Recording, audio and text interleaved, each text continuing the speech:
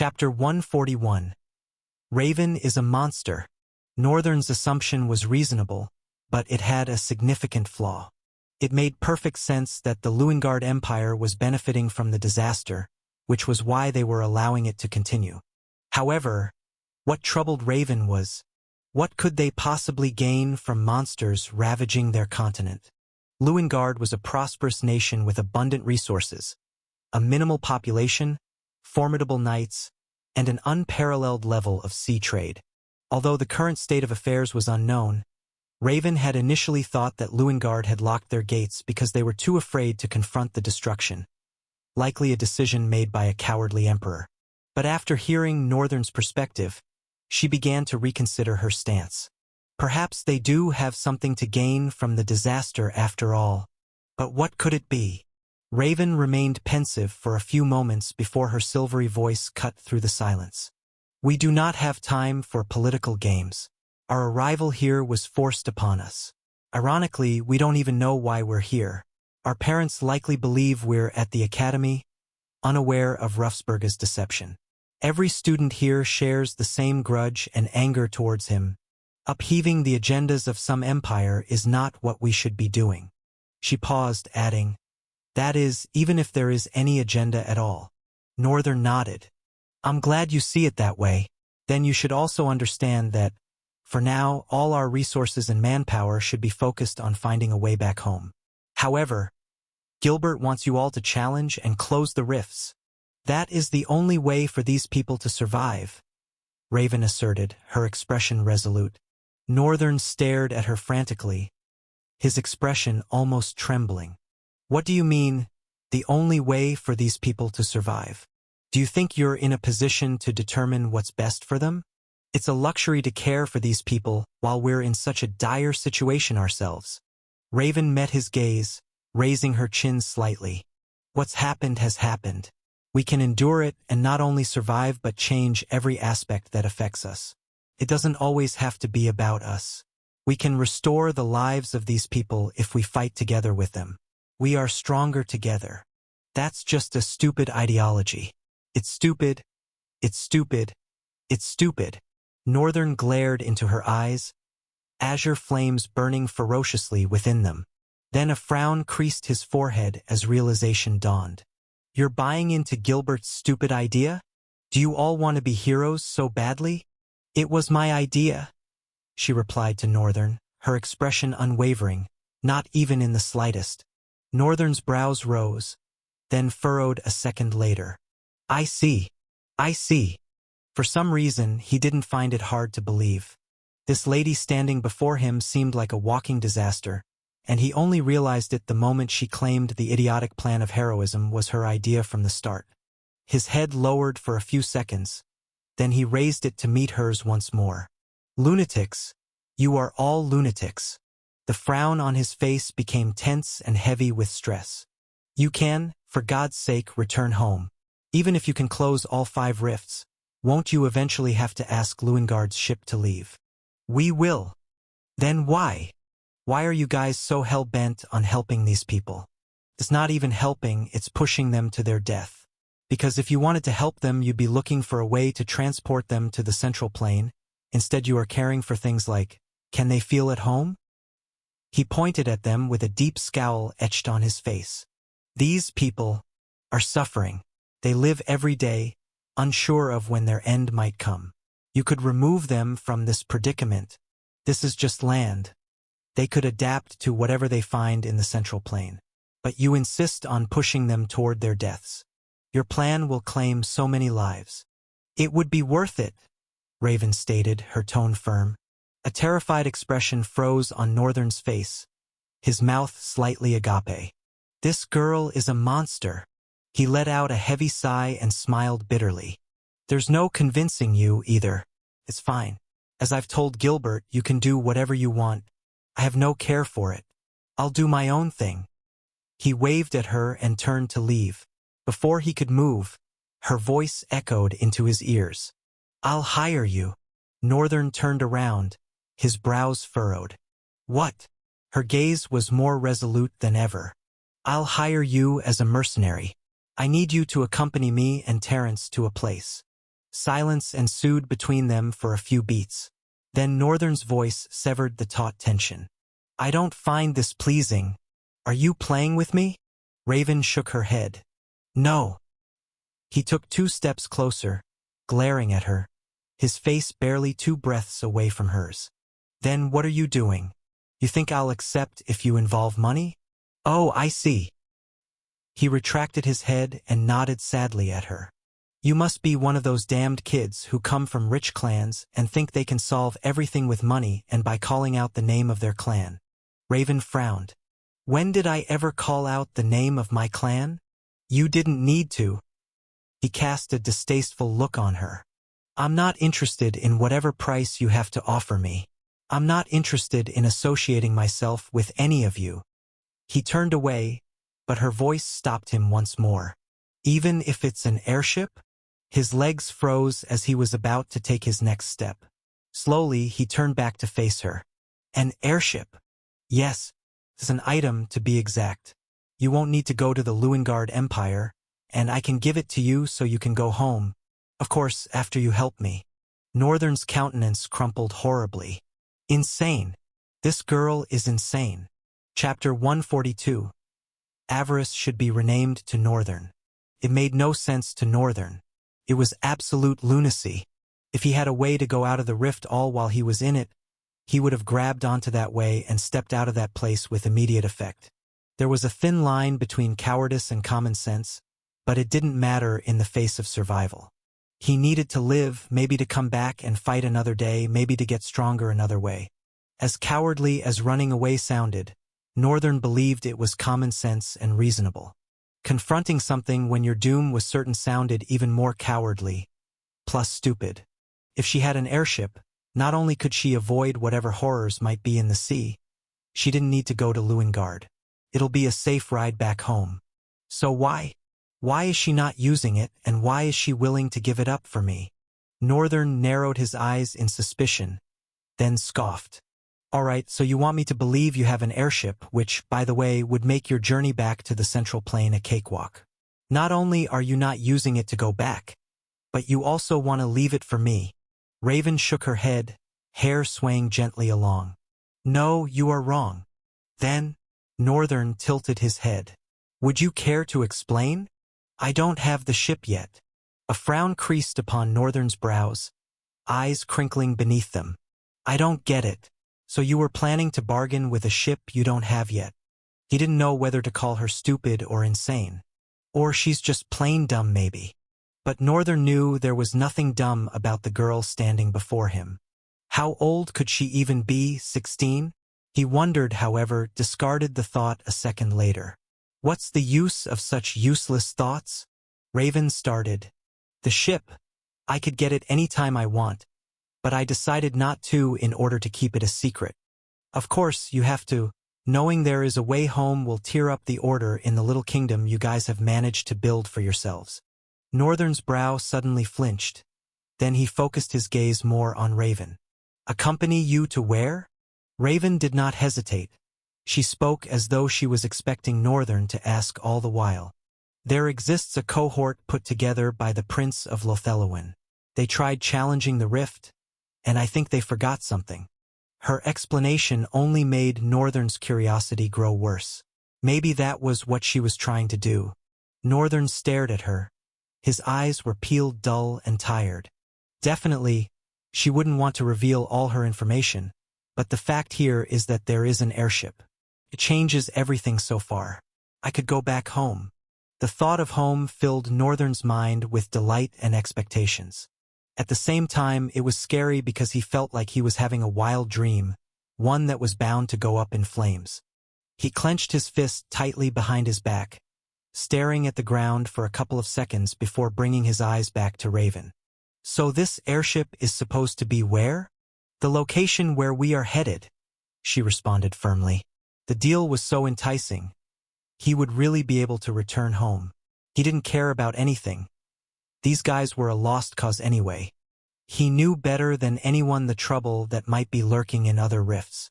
And if Khal's other altar is waiting for them there, they were headed for damnation, and no amount of talk was going to save them from it. Besides, This might be my only chance to be close enough with that girl. I believe her name was Terrence. This was the only chance he'd get. Terrence and Raven. He wasn't sure what made Raven so exceptional from the rest, that even an ordinary man would recognize how exceptional she was from the rest of the party leaders. I'd love to have her ability too, so this could, in the end, work out to benefit him. But I can't just agree like that. I have to extort them. Northern folded his arms and remained pensive for a couple of seconds before opening his mouth. All right, but I have a condition. Raven raised a brow. What condition could that be? I already gave you the best deal. Yeah, sure you did. I know that too, but think about it. Northern started explaining with hand gestures. What if it all goes wrong? What then do I have to gain from this expenditure of yours? It can't fail, she initiated with a deep frown. If it had any chances of failure, then I wouldn't have asked you. Northern grinned at the corner of his lips. Oh? Contrary to that, I thought you were asking me to increase your chances of success, he added with a tone laced with taunt. Or are you onto some nonsense, like trying to test me through this? Raven kept her silence throughout and stared at him, unflinching. Her crimson gaze at some point almost wiped the smugly expression off Northern's face. Instead, his brows furrowed, and he made clear to her, if I catch a whimsy wink of anything like trickery, death will be a better option than the hell that I will show you. Raven, at that point, allowed a small but confident smile. Of course, you have nothing to worry about. I'm as open with you as I need to be. Northern's expression froze, his blue eyes piercing into hers. Then he threw his face away and let out a titch of frustration. That smile on her face is so annoying. I can't help but feel like I'm playing myself into her hands. Raven's voice caused his focus to trail back to her face once again. So, what is your condition? Northern let out a sigh. Never have I been so stressed from just a few minutes of talking to someone. His conversation with Raven was almost like walking on eggshells. At some point, he felt like he was being tested by the things she said, and strangely, he found himself wanting to pass that test. Other times, he felt like the words that came out of his mouth were being evaluated and judged. It made goosebumps run helter-skelter his skin. The fact that it felt like he wanted to enter her good book, impress her in some way, was a very, very uncomfortable feeling. She's someone I should run away from. Northern was silent even after she had spoken. He just stared at her dubiously, his eyes glowing faintly. It's fine. It's just going to be this one time. I'll add 2 more talents to my repertoire, and if things go well, I'll have a certain way back home, and it will be a bonus also. I want all the soul cores we receive during this expenditure. Chapter 143, Ellis's Redemption, Part 1. I want all the soul cores we receive during this expenditure. Even after saying the words, Raven's expression remained indifferent and fearsomely cold. Northern's brows creased a little. Impressive. She didn't even flinch. In truth, Northern had intentionally mentioned an absurd price because he wanted her to refuse, and then there'd be no deal between the two of them. Her offers were tempting enough. There was no reason he should refuse them. But the fact that he couldn't get over the feeling of falling into a trap was bothering him. So if he might end up getting played, he needed to reap as many rewards from it as he needed to. Raven finally opened her mouth and spoke. I can give you all of mine, but I can't give you any of Terrence's. Even when bargaining, her features were stoic and unshaking. Northern stared in absolute silence, then parted his lips in a little smirk and raised his chin. I'll have half of Terrence's then. That or I'm out. Lines of frown slowly folded Raven's features. Seeing this, Northern couldn't help but spread his lips in a wide grin. He could see it as plain as day. He had hit her where it mattered. Terrence, huh? Terrence. If they were counting scores with their conversation, Raven had probably hit 100, and Northern just 1. But this 1 felt like 1,000. That expression on Raven's face, it outdid the former. This 1 was truly worthy of a trophy shelf. She looked heavily conflicted. What? You can't do that. Northern whined. an ear-to-ear grin adorning his face. "Can I discuss this with her and get back to you?" Northern gestured pompously with a smug grin. "All right, I understand. Do what you have to. I believe you know where to find me when you make your decision." He waved and walked past her. "Come on, Mr. Fluffy. Let's go home." He and the wolfish beast crossed over the barely standing bridge, leaving Raven at its other end. Northern spared her one more glance and saw that she was already leaving before facing his front finally. "I guess that last one must have shaken her quite well. She didn't even hesitate about giving me all her soul cores." Northern was sure that it was an impossible deal because soul cores were the only way for drifters to get stronger. "Except she's someone like me that doesn't need soul cores to get." Northern shook his head vigorously. "Nah, that is impossible." Northern and Mr. Fluffy strolled forward, traversing the desolate and silent square of the capital city. There were a few monsters on their way, which Northern decided to avoid rather than engage. The reason being that Gilbert's men could be onto him again, and they might be someone more skilled at stealth. They reached the estate gate, and Northern was about to open it when a voice suddenly shot into the sky. "Dark Terror!" Northern turned around with a gaping mouth. Wow, for his voice to reach here. He must have shouted the hell out of his throat. A smile settled on his lips. I wasn't even expecting him to take the chance. But since he did, I guess I should help him. Northern had definitely thought Ellis would overlook what he said and look for some other way to deal with his trouble. But now, rise, Dark Terror. From the black flames came a devil. Northern looked into the devil's burning eyes. "How exactly do I pass this command?" "You know Ellis? Since you are with me all the time, even though you are in the limitless void, you should see him when I was talking to him." Dark Terror glared into Northern's eyes, the red flames in its burning stronger than a second ago. "I guess he gets it. If you get it, go after Ellis. Make sure you are unseen by anyone and save his ass." Northern commanded and turned but quickly turned back again. "Stop, Dark Terror." The devil was already merging with its shadow before Northern's voice came. It stopped and rose out of it like black flames burning out of the ground. Northern stared hardly at the devil. "Whatever you do, do not kill anyone." He watched as the devil's eyes gleamed again. Then it finally merged with the shadows and streaked away. "I wonder if that's a skill. I didn't even check what kind of skill he has. If he has a profile like me." Northern turned around and opened the gate. "I guess I should do that later." A couple of minutes ago, bang, bang, bang. A heavy knock shuttered the wooden door that parted Ellis's diminutive form from the hallway. 3 muscular guys could be seen standing in front of his door. Behind them was a robust guy with his head bowed and body fidgeting. Bang, bang, bang. "What the hell? Who's that crazy person?"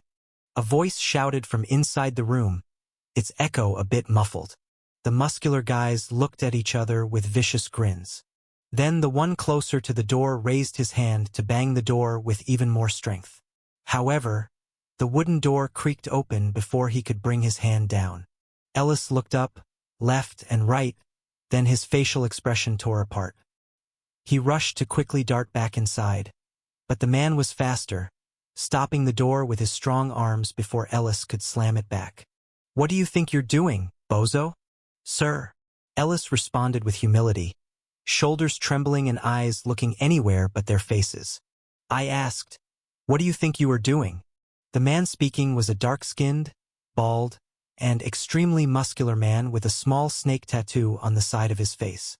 Honestly, he looked like he could have crushed Ellis's wooden door with just a throw of his fist. "Gunther, there's no use talking to him." The man on the left side of this said Gunther spoke.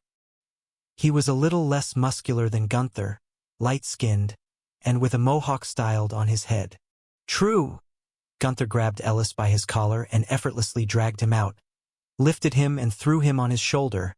Then they all walked down the hallway. Please, please, I have done nothing wrong."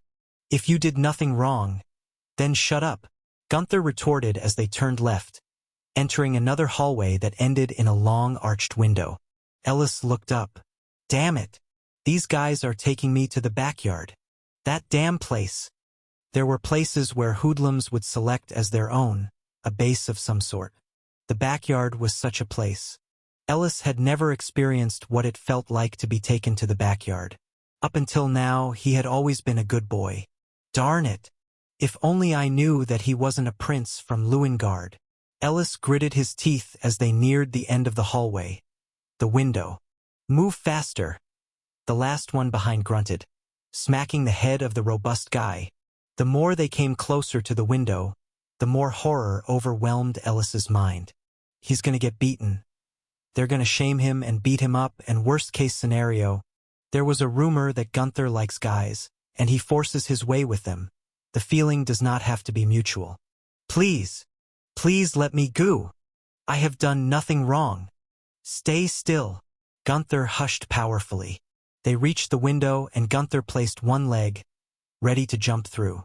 At that moment, Ellis suddenly remembered Northern's words. Should anything happen, just scream dark terror regardless of where you are. Please, please. His thoughts beckoned for whatever form of salvation he could have. And as Gunther jumped through the window, Ellis's voice pierced into the air with all the throat-icle power he could garner.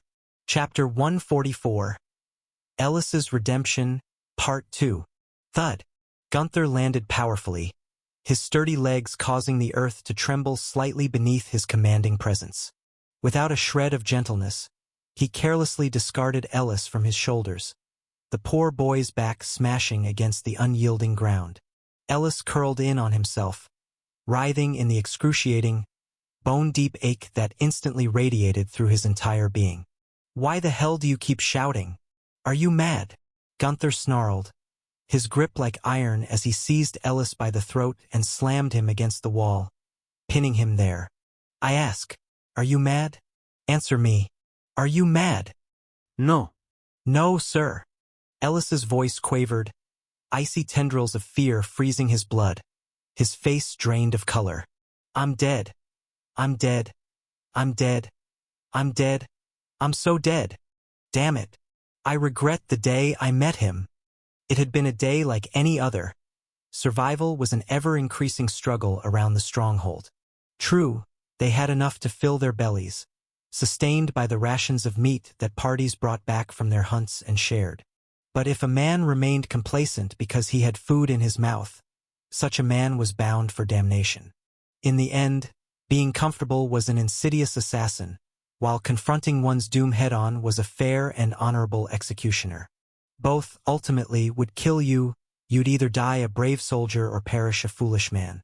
Ellis didn't want to die a foolish man. He hailed from a minor baronet family, and as the firstborn child of his parents, he had worked his ass off to become the pride of the family. Even though they were nobles, they were still regarded as commoners, seen as a weak set of pedigreed dilettantes. When they attended social gatherings, they were looked on as stains and uncouth blemishes, cursed and talked down upon. Ellis yearned for them to eat their words, for them to kneel before his father and mother one day. He longed to elevate his family's standing by any means necessary. Hopefully, he'd graduate from the academy and become a national knight. If he earned enough merit, he could be granted the noble rank of a baron, or even a viscount. It was why he had worked his ass off and managed to pass the Academy's second chance exam for those who had failed once before. He had strived so hard to be here. What had befallen them was unfortunate. But now that everyone was moving on, he wasn't about to live in complacency because he possessed a combat-useless talent. Ellis craved to be better. He needed to be better. It was why, when that man came with his offer, Ellis saw it as a tremendous opportunity. Although he couldn't go into battle, he would still be able to gain soul cores and gradually grow stronger too. He'd finally reach the nomad rank and, hopefully, receive the title of a master one day. But it had been a trap. A lie. The soul cores had lasted only about a month, and after that they were being used and bullied. These thugs would force them to buy trivial items and demand that they sell them for soul-binding items, beating them until they handed over everything they had. And that man had never shown his face again. A few had tried to report the injustice, but the matter never saw the light of day. No one cared. This was a dog-eat-dog street. It was every man for himself. The party leaders were already preoccupied enough with ensuring the survival of the masses. It was only expected that they wouldn't bother themselves with trivial matters like this. There was no way out for them. "Are you deaf?" Gunther's voice, previously muffled, grew clearer as Ellis's vision slowly returned. "Answer me. Why did you leave your merchandise? Where are the items you got last week? You didn't submit them?" Ellis stared at Gunther's tanned face with a deadpan expression, blood streaming down a corner of his mouth. "The items last week? Oh, that." Perhaps it was because his back ached so fiercely, or because he was so utterly consumed by fear that he couldn't think coherently. Nothing suddenly seemed to matter anymore. These guys were probably going to make him wish he was dead. Rather than beg with tears, he would simply resign himself to his fate. What does it matter? They'll do what they want to me anyway. "Are you deaf?" Gunther shouted once more, pulling Ellis back and slamming his back against the wall again. The others watched in silence, arms folded. The robust boy fidgeted, trying to steal glances at Ellis's face. Ellis's eyes shifted toward him, and immediately the boy looked away. His face beaded with perspiration. "That bastard!" Ellis then refocused his gaze on Gunther as the man shouted again. "I said, where are the items?" Ellis's lips twisted into a nasty grin. His chin raised in a condescending gaze aimed squarely at Gunther. "Ah, that. I exchanged them for cores and got a little bit stronger." Ah! Not just Gunther, but every single being present in the backyard was shocked into stunned silence. Since these guys were the little gang that he had assembled to serve as his hands in this underhanded business dealings, no one dared disrespect them. Besides, they were members of his party. Gunther, in fact, was a team leader himself, which meant that he was stronger than your average drifter around here, probably 10 times stronger than Ellis. And yet, Gunther clenched his teeth visibly, his lips spreading into a wide, predatory grin. "You must have a death wish. Don't worry, I'll grant it to you." He clenched his hand so tightly that his veins swam invisible paths beneath the skin. Then he pulled back his arm, the very air seeming to seize as Gunther readied a mighty blow. Ellis frowned. "If I will die a strong man, not a foolish man," was the thought that echoed through his mind as Gunther's punch shot towards him. The blow folded into Ellis's face, smacking his head against the wall. He let out a guttural groan and collapsed to the ground. His ruined visage showered in cascades of blood pouring from his nose and mouth. Gunther looked down at him with contempt. "You can dare to speak again now, idiot. Fool." The other 2 lackeys behind Gunther guffawed at Ellis's prone form. "Guy, I thought he was even going to put up some fight. What the hell? Weak-ass bro doesn't even know where to stick his ass." Suddenly, the backyard plunged into an unsettling darkness, an eerie quiet descending upon them all. Everything had overturned in an instant, their hair rising as chills raced down their spines. Something was wrong. Gunther looked around, his gaze falling upon his trembling legs. What is wrong with me? Why am I being like this?" He moved a hand to wipe his brow.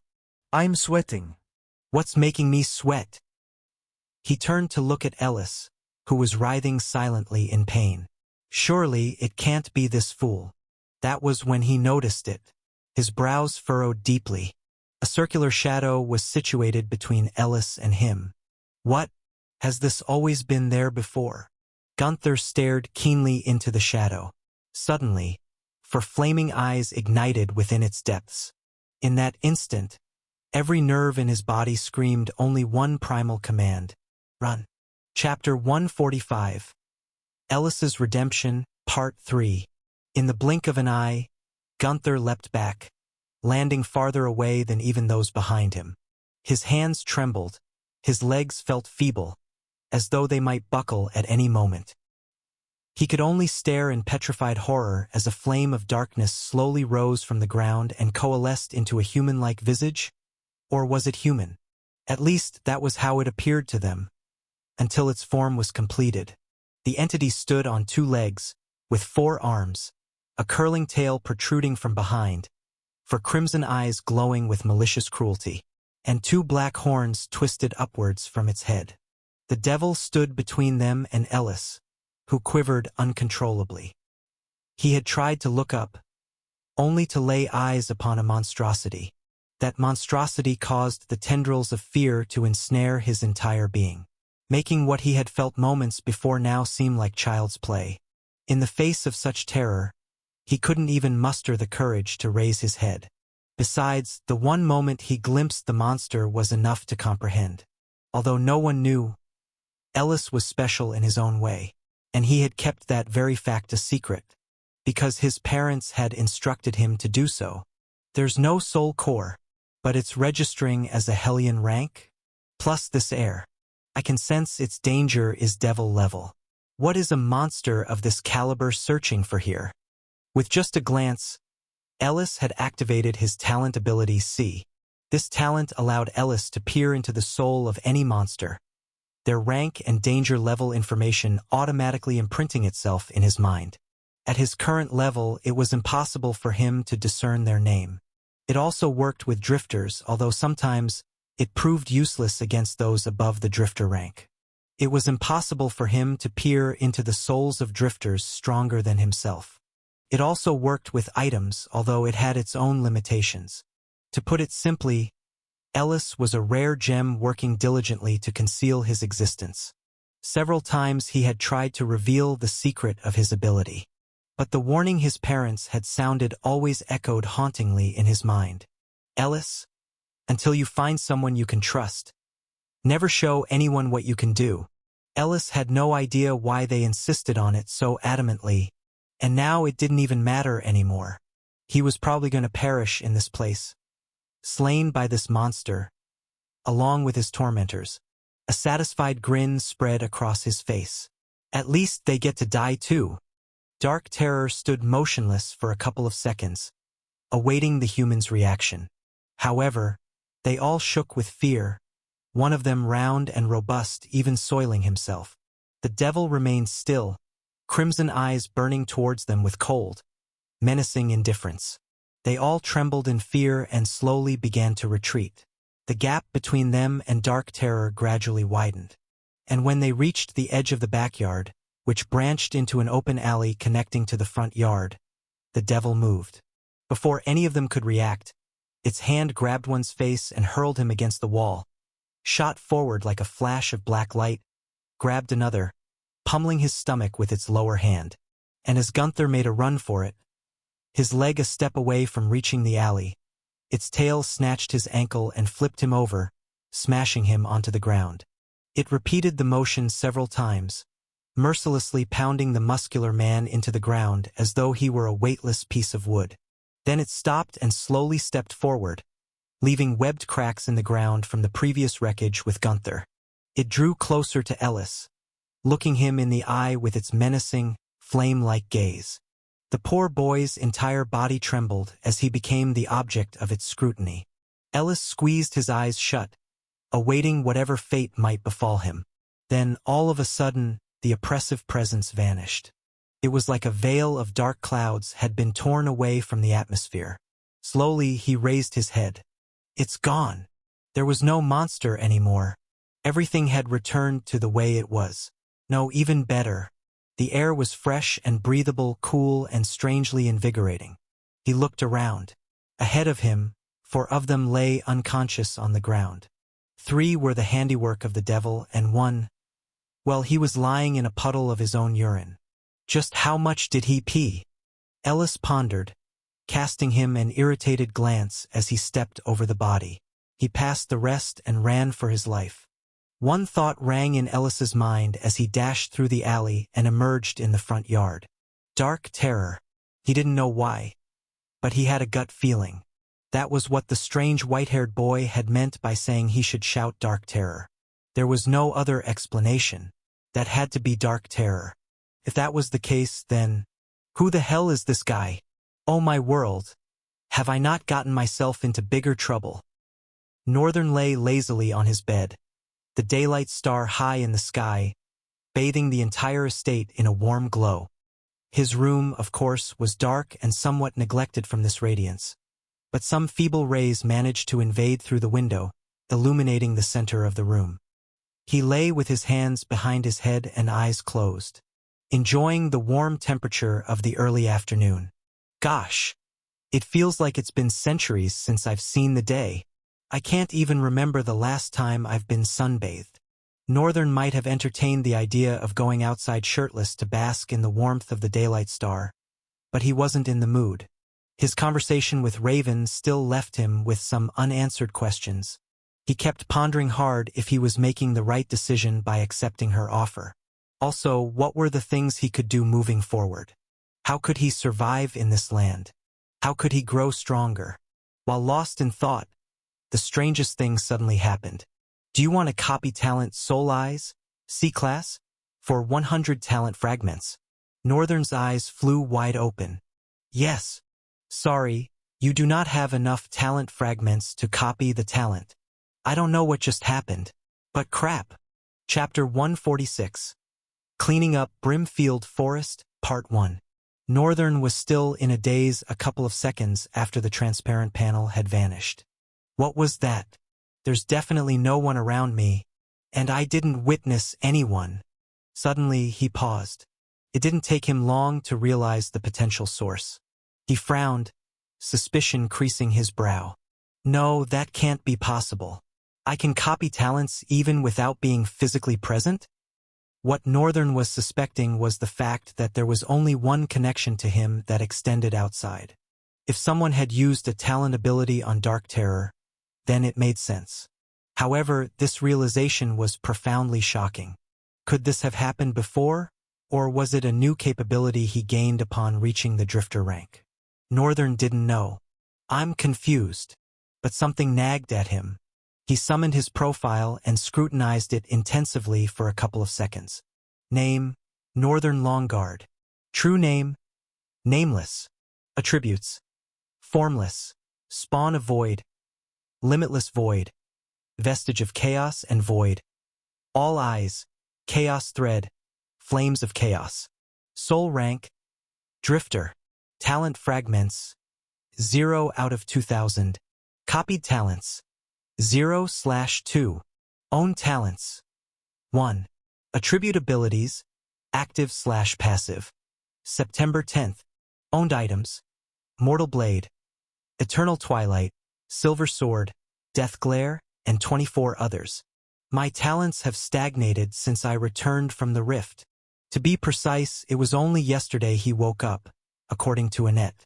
He had been unconscious for about 5 days. So it didn't feel like a long time, and he wasn't pressured to start hunting for talent fragments immediately. Besides, he'd been preoccupied since awakening. But seeing he had no talent fragments when the opportunity to copy a talent arose filled him with disappointment. Crap. I should hunt for some talents then. I also want to experiment with how the talents function. Northern had been wondering about the number of talent fragments awarded for slaying monsters, whether the amounts were determined by ranks or danger levels. Or both. There were a couple of things he wanted to explore. But he needed a skill that could allow him to peer into the souls of monsters, see their soul cores, and if possible, their danger levels. He craved that ability desperately. Though it wasn't a combat skill, it was a necessity he longed to possess. He stood up, and immediately Mr. Fluffy, who had been slumbering in a corner, raised his head, ears perked like erections. The monstrous wolf watched with glittering eyes as shards of black sparks wove something around Northern's body. A couple of seconds later, Northern was donned in a lustrous black armor, with 2 horns protruding from his head. Are you interested? Let's cleanse the forest together, Northern said to the wolfish beast. At that moment, a shadow suddenly streaked into the room, and dark terror rose from it. He turned his eyes to gaze at the indifferent monster. I'm sure you didn't kill anyone, right? Dark terror stared impassively, the flames of its eyes burning more ferociously than calming a second later. I wonder if that is some way of saying yes. Northern nodded and dismissed the devil, returning it to the embrace of the flames of void. Then he turned to Mr. Fluffy, who was snarling ferociously at the presence that had suddenly disappeared. Northern looked at the beast. "You're quite hostile, aren't you? Or was it because of Dark Terror's intimidating presence?" He patted the beast's head and took the bag that was sitting next to it. Northern summoned a clone and handed the bag to it. "All you have to do is harvest the cores of whatever monsters I slay." He commanded and headed out with that, flying through the window and landing on the ground in a wake of webbed cracks. Mr. Fluffy followed, touching down with a softer step and dashing forward, keeping pace right behind Northern. The afternoon was growing sharper and hotter, heat gradually accumulating inside the devilish armor, but Northern didn't feel bothered by it. "I wonder if it will become an issue later on." Despite the temperature, his body felt cooled, but it was still too early to draw any conclusions. Northern strode forward gallantly, observing his surroundings. After a couple of seconds of strolling, he came to a stop. There's a round for... No, 6. There was a minute flow of chaos that wove the core of every soul, and by following that flow, Northern could discern the number of presences around him. He opened his hand, materializing a black steel blade, and pushed his leg back, ready to spring into action. Hissing ghastly breath escaped his clenched teeth, and in a fleeting moment, Northern's figure streaked into the forest like black lightning. The first ox-like monster stood motionless, perhaps disoriented by the harsh sunlight. Northern didn't hesitate. In a single fluid motion, he swept past the creature, his blade slicing cleanly through its neck in a rolling motion. "You have slain hazardous beast, Bulfer. You have gained +3 talent fragments." Without pausing, Northern turned his attention to the next target. He could sense the presence of several more of the ox-like monsters nearby, their chaotic energies rippling through the forest. Gripping his black steel weapon tightly, Northern sprang forward, his feet barely touching the ground as he closed the distance. The next monster, alerted by the commotion, swung its massive head towards Northern, its jaws gaping wide. But Northern was quicker. He ducked under the creature's attack, his blade slicing upwards in a swift, arcing motion. The monster's jaw was severed, blood spraying in an arc as it roared in pain and confusion. "You have slain hazardous beast, Bulfer. You have gained 3 talent fragments. This is easy." Of course it was. Northern paused and skillfully twirled the onyx blade, transferring it from one hand to the other and facing the depth of the forest. Mr. Fluffy arrived behind him and growled slowly. The beast wasn't even given a chance to display his prowess. Northern smirked. "Don't worry, buddy. You two will shine very soon." A menacing grin split his face. "A horde of them is coming." Chapter 147. Cleaning Up Brimfield Estate, Part 2, Evil Somebody. Northern remained motionless for a couple of beats, then relinquished his grip on the mortal blade, allowing it to disintegrate into black sparks. He swung both arms forward in arcing motions, 2 daggers materializing as they whipped through the air. Then he crossed them before his body, clutching 2 sharp, crude-looking daggers that appeared ravenous for blood. The atmosphere seemed to thicken as Northern and Mr. Fluffy awaited the approaching horde of Bulfers. Their thunderous footfalls caused the very ground beneath Northern and Mr. Fluffy to tremble violently, as if an earthquake were imminent. Or perhaps it was one. Northern's fingers tightened around the hilts of both stilettos, his gaze locked on the oncoming horde. His azure eyes gleamed subtly as his eyeballs flitted swiftly from one target to the next as they advanced. Yash! In an instant, Northern had identified 6 initial monsters he would deal a death blow, and had already, with the aid of the unseeing eyes, devised the optimal point of death for each of them. The undeniable truth is, in his mind they were already deceased. He took off like a gale, shreds of flames cloaking him as he dashed across the distance in an instant, reaching his first target with the swiftness of a breeze. He twirled his dagger, burying it into the monster's torso. Gripping the other dagger, he swung his arm upward, cleaving the other side of the beast in a linear spray of black blood. Then, in a swift blur of motion, he spun and slit the monster's throat. His visage was indiscernible. He had already moved on to the next target. His dagger was a blur of wind as it pierced the brain of the monster, just below its horn. Northern flung the other dagger, nailing it away with a kick without even glancing at its trajectory. Now he had already seized the monster's horn. He wrenched out the stiletto, causing the unfortunate Bulfer to emit a guttural cry, almost like that of a failed berserker, if such a thing existed. With a clench of his hands on the monster's horn, it cracked, and a little more force would shatter it. But Northern seemed unconcerned. He yanked the monster toward him, snatched his dagger, and stabbed it repeatedly in the abdomen, as if he were a psychopathic serial killer performing his delicate operations. His strikes were frighteningly precise and calculated. Each one sank viciously into the wound, digging deeper with every swing of his arm. The Bulfer thrashed and shrieked, flailing its limbs futilely at Northern as he continued his relentless assault. Blood gushed viciously from the wound, spraying across Northern's armor, but he remained unflinching, his focus unwavering. Then he finally allowed the monster to embrace death, flowing like water into the grasp of the next one. His dagger pierced into its eyes, abandoning the stiletto. Northern pulled both hands back and exhaled a steamy breath. The moment seemed to slow down in extra effort to add tension to the scene. Then a ferocious and feral round of battering commenced. His hands were swift, uncatchable, lashing onto the chest of the monster with the speed of a striking cobra, delivering blow after blow with unrelenting force and maddening focus. The blinded and disoriented Bulfer thrashed wildly, throwing its muscular limbs in desperate attempts to make contact. But Northern was unrelentingly vicious, slamming his fists into the monster's torso with bone-shattering force. With a final blow, the monster was sent hurtling backward. A second later, Northern was upon its lifeless figure lying on the ground. He dislodged his dagger and stabbed it into the jaw of the monster right in front of him. Then he crudely wrenched the second dagger from the shoulder region of the same monster, tearing its tendons asunder.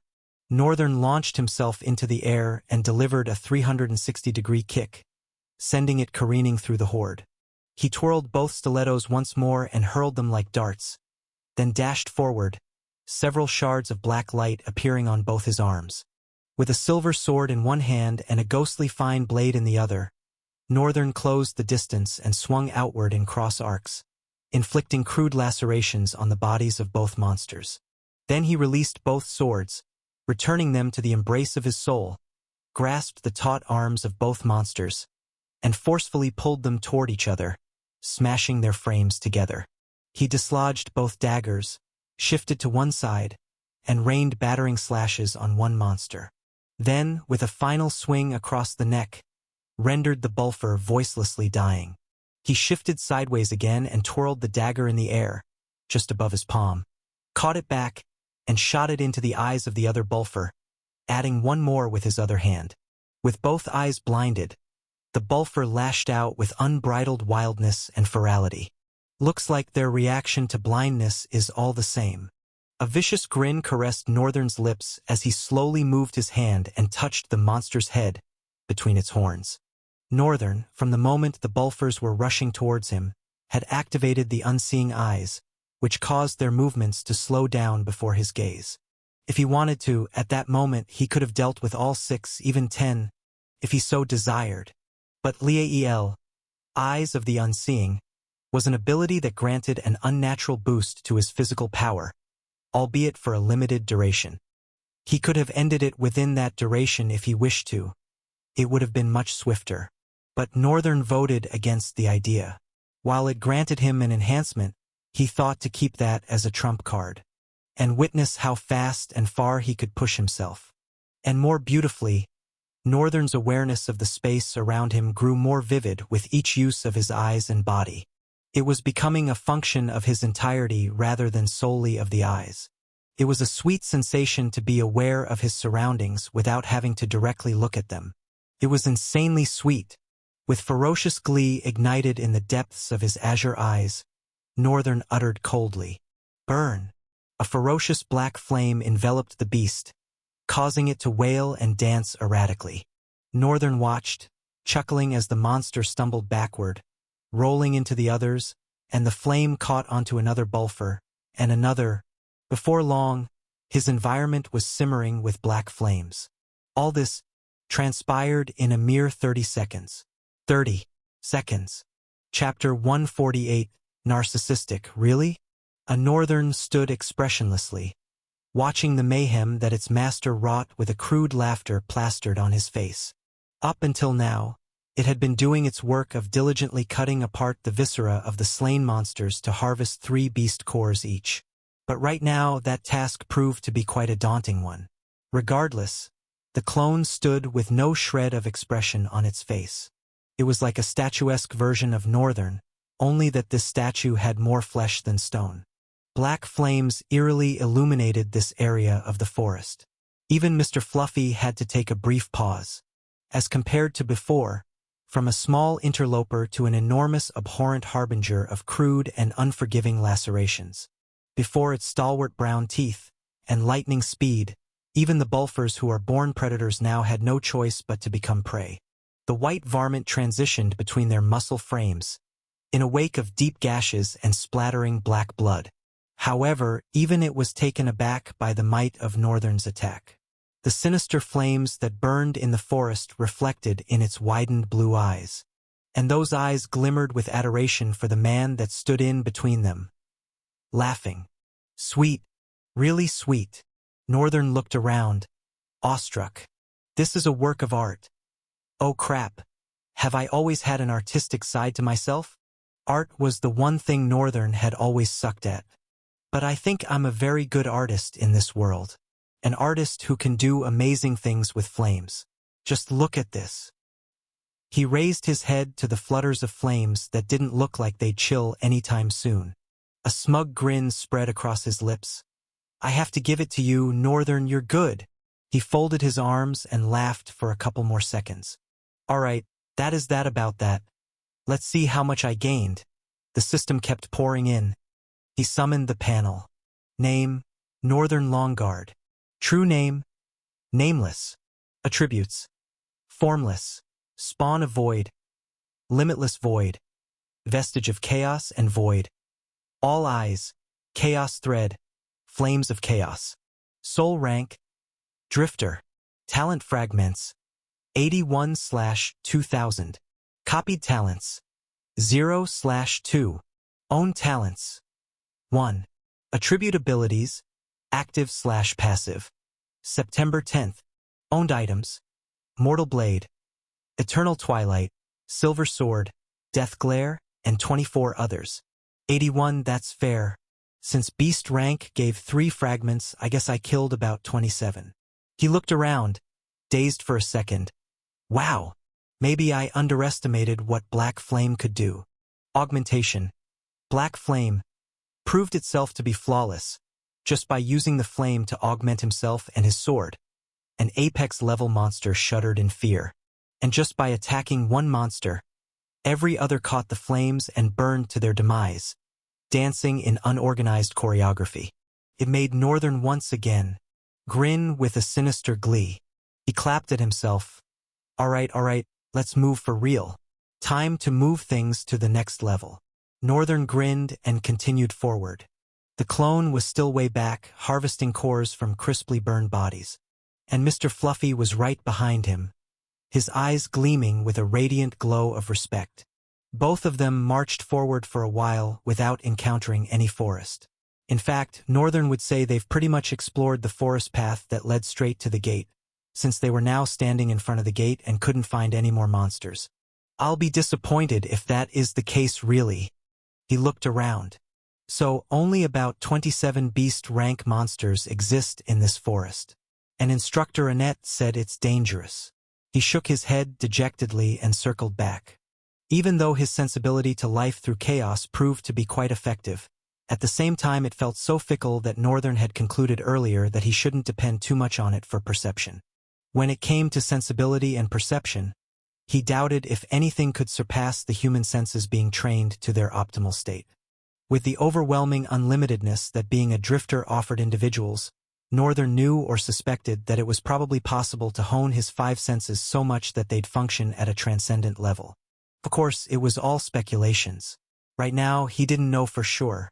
But I'm going to try all of my speculations. Everything. Even the fear of death would not stop this part of his adventure. No doubt he was all about survival, but that didn't mean he was going to stay complacent as an excuse for avoiding danger. My goal is to become so strong that survival becomes a cakewalk. Northern, after a while, had gotten back to where he burned a couple of monsters. The clone was still tearing out the cores. Mr. Fluffy, how about you join him? Remember that time we picked cores back in the rift? Woof. Mr. Fluffy seemed to remember just fine. He licked Northern, who giggled in response. Right, I know too. They were ironically good old days, and you were very small then. He looked at Mr. Fluffy, his spit rolling down his armor. Man, you sure grew up fast in 6 months, I guess. Northern smiled as he addressed the white varmint. Then their beautiful moment was suddenly interrupted by a loud guttural cry. Dearerkirktir. Ha! Northern raised a brow and looked around. As black birds fluttered off the forest, immediately the cry reverberated in it. What's this? What's going on? His brows creased into a frown. He turned to Mr. Fluffy and his clone. You guys stay here. I'll go check what exactly could be wrong. He shot forward like a loosed arrow, swiftly traveling through the forest, towards the mansion. But instead of going straight, he ran around the forest. If he was in the front of the mansion, where the voice had come from was the back. The mansion was situated in the middle of the forest. Northern, instead of running straight through, decided to run around the forest. It was an instantaneous decision for 2 reasons. First reason was that, even though he could tell where the voice had come from, it was vague. Maybe the distance was too far for him to read the flow of chaos that weaved the soul of that person, or the ability was not just accurate. Could be that not all souls are weaved by these strings of chaos. Second reason was he wanted to also see if he had missed any monsters. It was an opportunity to clean out the crumbs he could have missed. One cannot afford to overlook these things. Chapter 149. Poor Ellis. Swish! The mortal blade swung across the air, burying deep gashes onto the smooth skin of the monster that sprang out from corners of the woods. As I guessed, I missed some. Northern did suspect the fundamental problem to be distance, but trying to find something else that will work wouldn't be too bad now, would it? He came to an abrupt stop and stabbed his sword downward without looking. The corpse eater beneath him shrieked and eventually died. You have slain hazardous corpse eater. You have gained +2 talent fragments. Northern ignored the message. He was currently focused on something else. I wonder where the noise had come from. It was around this place. And funnily, Northern suspected who it could be. The notion was just quite unbelievable. There's no way he would have. Northern was standing in the thick of the forest that marked the back of the mansion, where he evaluated the voice should have hailed from. But there was no. A frown fell on his brows and he turned his gaze to the left, looking at a certain fat tree in particular. Come out now, or I'll make you. A breeze of silence blew past and, later, a sluggish step crawled out from behind the tree. A slender boy of 6 feet 1 inch revealed himself, head bowed and almost squirming. His hair was black, although it looked more brown than black. But when the disheveled appearance of it is taken into account, anyone would conclude that it's just the level of dirt his hair had packed. He was wearing makeshift armor that seemed to have been patched together from different kinds of woods. His breastplate, however, was a round metal. His pants were the same black pants he wore to the academy.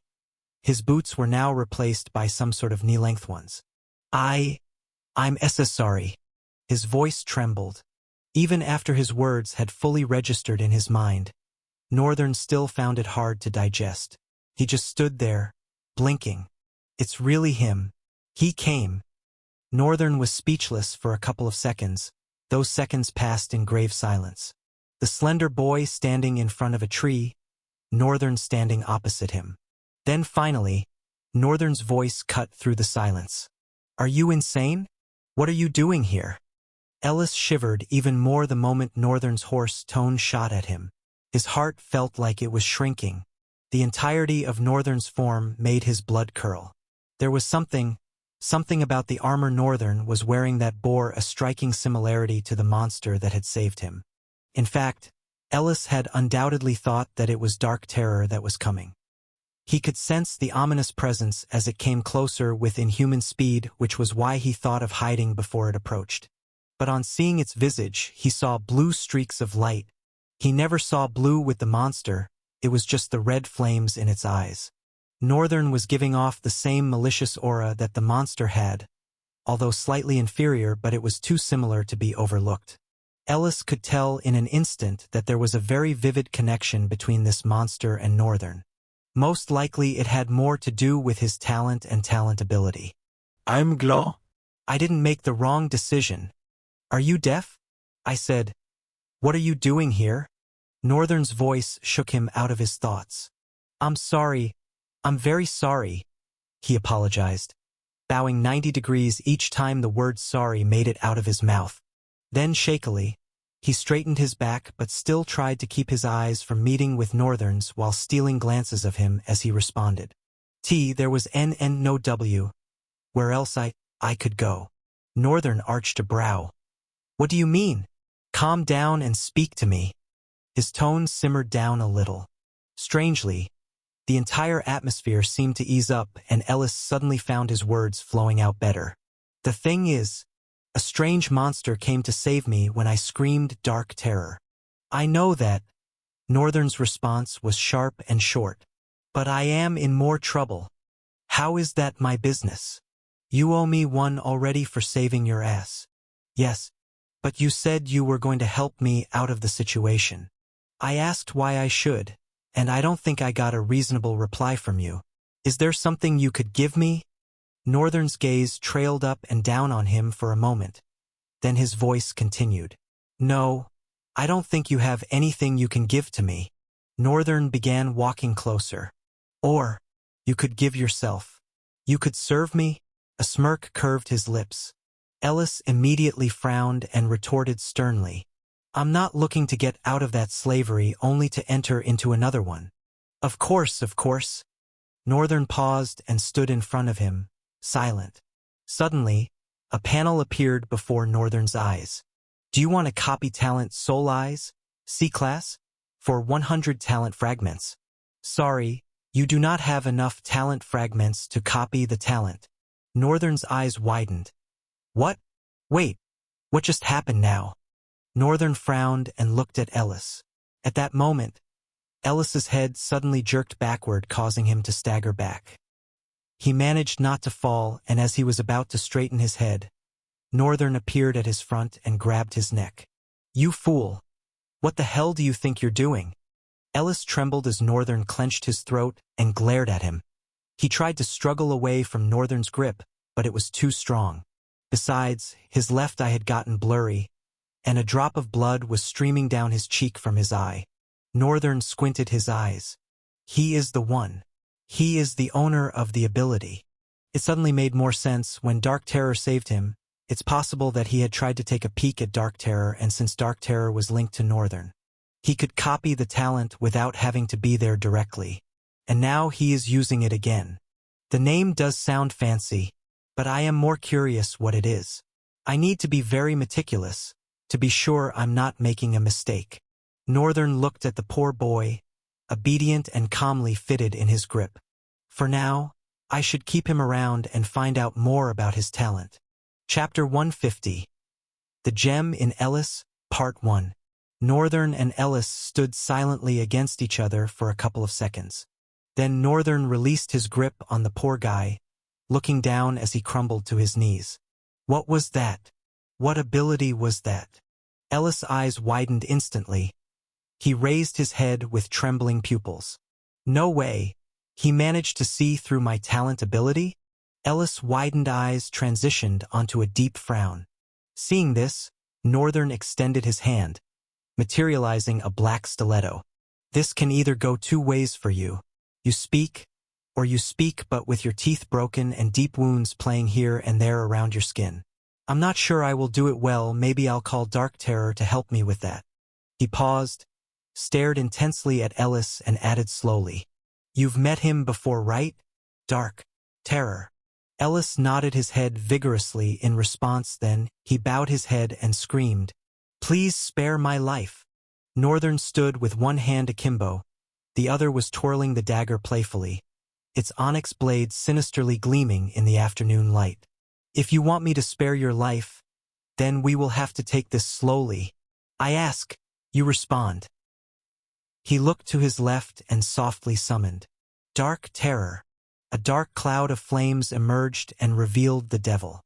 "Anytime I speak and this guy does not respond, move on to break his fingers in the most vicious way possible." Ellis trembled. His face paled and his thoughts became disoriented. He had thought of the possibility before. No, he sort of knew Northern was linked to the ominous creature called Dark Terror. But seeing it happen before his eyes caused thorns of fear to grip him all over his body. He was basically shivering as if he had caught a serious cold. "Yes, that's just the amount of fear that I need." Northern smiled inwardly. "Now you'll start answering my questions." His voice came out coldly. "What are you doing here?" Shivering, Ellis responded, "IIH had no other choice, Tiki. They are going to kill me." Northern was silent for about a dozen seconds before pressing his inquiry. "They who?" "Him and his gang. I know. I know you helped me, but it's only going to get worse from here. They're going to find me and beat me to a pulp." A slight frown folded upon Northern's brows as Ellis's words settled in.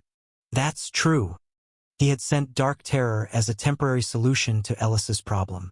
Now that he had interfered, there was bound to be a consequence of some sort.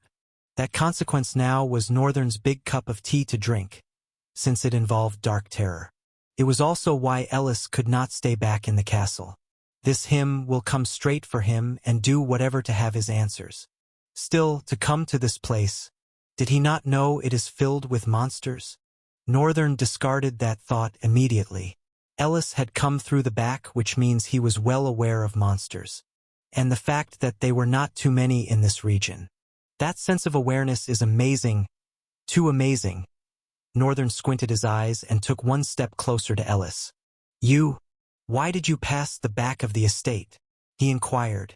Ellis fidgeted. He hesitated, but with the malicious devil standing behind Northern, he couldn't for long. "It's my attribute." Northern's eyes widened. "Your attribute?" Ellis nodded timidly. "Yes." Northern was silent for a while, with his eyes out of focus, as he processed a couple of things.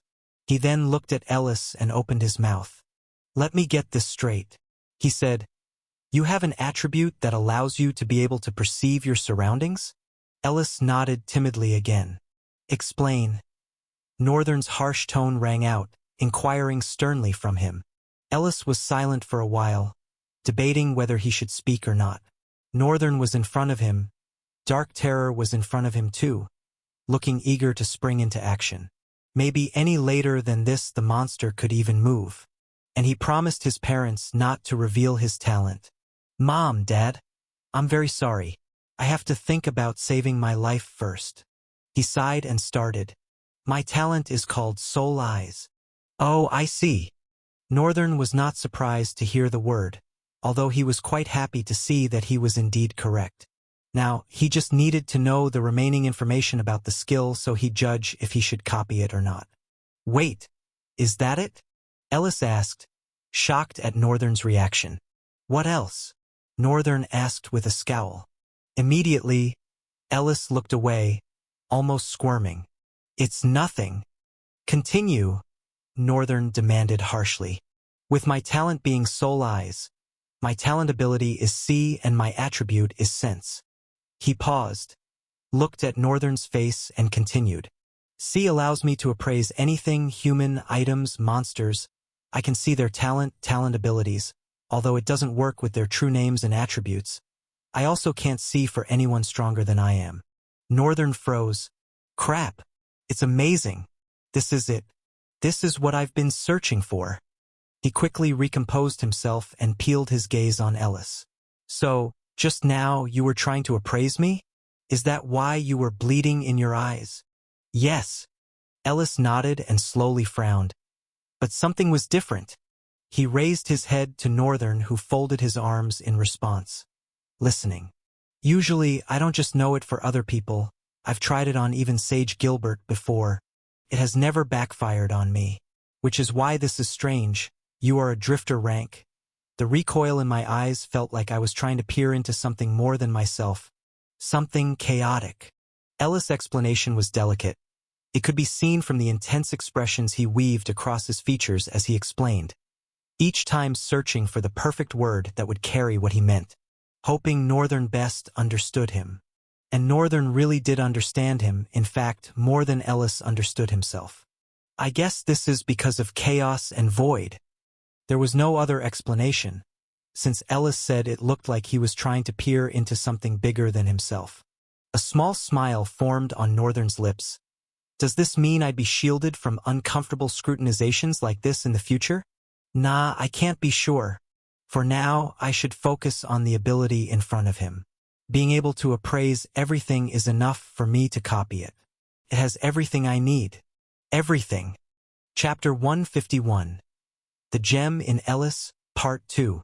Sense allows me to be able to tell when someone is around me. On unusual occasions, I can also sense monsters. Interesting, quite interesting. Ellis raised his brows. I'm sorry, sir, but there's nothing interesting about this ability. All I can do is check out some information. It's not even useful battle-wise. And you think being able to check out some information is not cool enough? You could become a scout? I don't even understand. Why are you not a scout right now? Why are you not an integral part of the party leaders? Ellis shook his head somberly and looked away. Observing his features, Northern could guess. You didn't tell them? Ellis looked down. No, I didn't. Why? Ellis spent a couple of seconds in silence again. The hell? Why is he so reluctant? Northern looked at Dark Terror. Immediately the devil took a step closer. Wait. I'm listening. They'll only use me and discard. I don't know the details, but my parents were scouts like me. They warned me not to reveal my abilities under any circumstances. I'm just trying to follow their instructions. I see. He was voiceless for a second, then his voice rolled out again. Why did you now tell me? Ellis was dumbfounded. I told you? You threatened to torture me. Oh, did I? I see, I guess I did. Ellis' brows furrowed as he burrowed into Northern. What manner of creation is this person? Is he playing with me? Northern clapped, jacking Ellis out of his head. Okay then, no problem. Ellis, let me offer you a contract. Ellis raised his head to look at Northern's face. A contract? Yes. Northern smiled and moved closer to him. Then he crouched. I want to offer you a chance to save yourself. You accept this contract and Dark Terror will become your shadow. Practically. Ellis shivered and looked at the menacing devil standing like a statue. He then gulped and returned his eyes to Northern. Really? Northern nodded. Yes, really? What do I have to do in this contract? It's simple. I want to open a bazaar. Northern grabbed both Ellis's hands, helping him up as he too stood. A bazaar? Like a shop? Yes. Northern looked into his eyes with the ghost of a smile and added, for enlisting Dark Terror's protection and my help to pull this matter from its root, you'll be helping me sell some items. Ellis frowned and took a step back. I'm not going to repeat the same mistake. I'm also not forcing you to do anything. If you accept my proposal, you are not repeating any mistake. I'm not promising to give you any soul cores like they did. I need them too. And my precious items are going to be bound to your soul since you'll be selling them. Ellis's eyes widened. You trust me that much? Northern blinked for a couple of heartbeats. Then he exploded a loud burst of laughter, almost staggering back. As his laughter receded, he shot a glare at Ellis. Me? Trust you? Am I crazy? There is no level of insanity that would make me trust anyone. If you do anything to me, you will die. I said that Dark Terror would be your shadow. Why are you deaf to that part? Ellis licked his dry lips and responded to Northern, nodding his head diligently. Yes, sir, I understand. I can't do anything, sir. Of course, Since you look like someone that loves his life so much, I'm sure you wouldn't want to lose it. Northern looked at him and scoffed. Yes, sir. Northern looked at him as he stood composed with his head bowed. This is good. This way I can keep him around. While Northern's plan was to use Ellis to sell the items he had, to gain some soul cores, he also wanted to make sure Ellis was around his side, so when he was ready to copy his skill, the poor guy would be accessible. Northern turned around. We can return to the mansion for now. We'll talk when we get there. He stopped and looked back over his shoulder. And remember to walk closely beside me the moment we enter that mansion. If you are behind by more than 2 steps, I can't guarantee your safety. My SES safety? Why? Why else? There's a monster inside the mansion. Northern dismissed with a wave and gestured with his hand. Let's go. Ellis shrank back immediately. Eh? Go? Go where? You said there's a monster there? Why are we still going? We should be going to where you stay. Northern let out a sigh and turned. Exactly. Which is why we are going to the mansion. You said there's a monster there now? I live there. The monster is the tenant. Northern paused for a moment and thought aloud. Or is it the landlord? I don't know, whichever way, we live together. Ellis' face grew pale. Beads of sweat were forming all over his timid features. WH, what do you mean now? What are you saying? How can you be living with a monster? Well, this and that led to that and this, and now we both have to put up with each other. Don't worry, you won't be in the weird dynamic. I'll find a room for you somewhere and make Dark Terror guard you. Northern smiled politely. What? I'm going to be living there? Sure, why not? Do you plan to return to the castle where you'll be caught by your enemies? I don't even care, but my items will be in your possession. I don't want to hear excuses like you were forced. I'll just kill everyone in that castle. He thought about it and nodded. I guess that will be a better solution. They won't have to worry about going back home. Ellis's eyes widened. Are you that strong? Of course not, it was only a joke. Now let's go. Northern turned and began walking away. If you don't walk closer to me, I can't guarantee your safety in the forest too. Ah, yes, sir. Immediately, Ellis ran and caught up to him. Chapter 152. Cynical. Northern and Ellis were already upon the mansion, although they were coming from behind, so they had to make a turn to the front. Ellis suddenly stopped and said to Northern, There's someone's. Northern raised an inquisitive brow at him and looked front. Then he cautiously took his steps and peeped before revealing himself. Eh? What is she doing here? As he expressed his shock internally, he revealed himself and waved his hand to Ellis to also do the same. Both of them trekked to the front of the mansion where someone's were standing opposite each other, armed and ready to go at each other. Only one of them wasn't, thiefy with fiery vermilion hair. Annette turned her head to see Northern.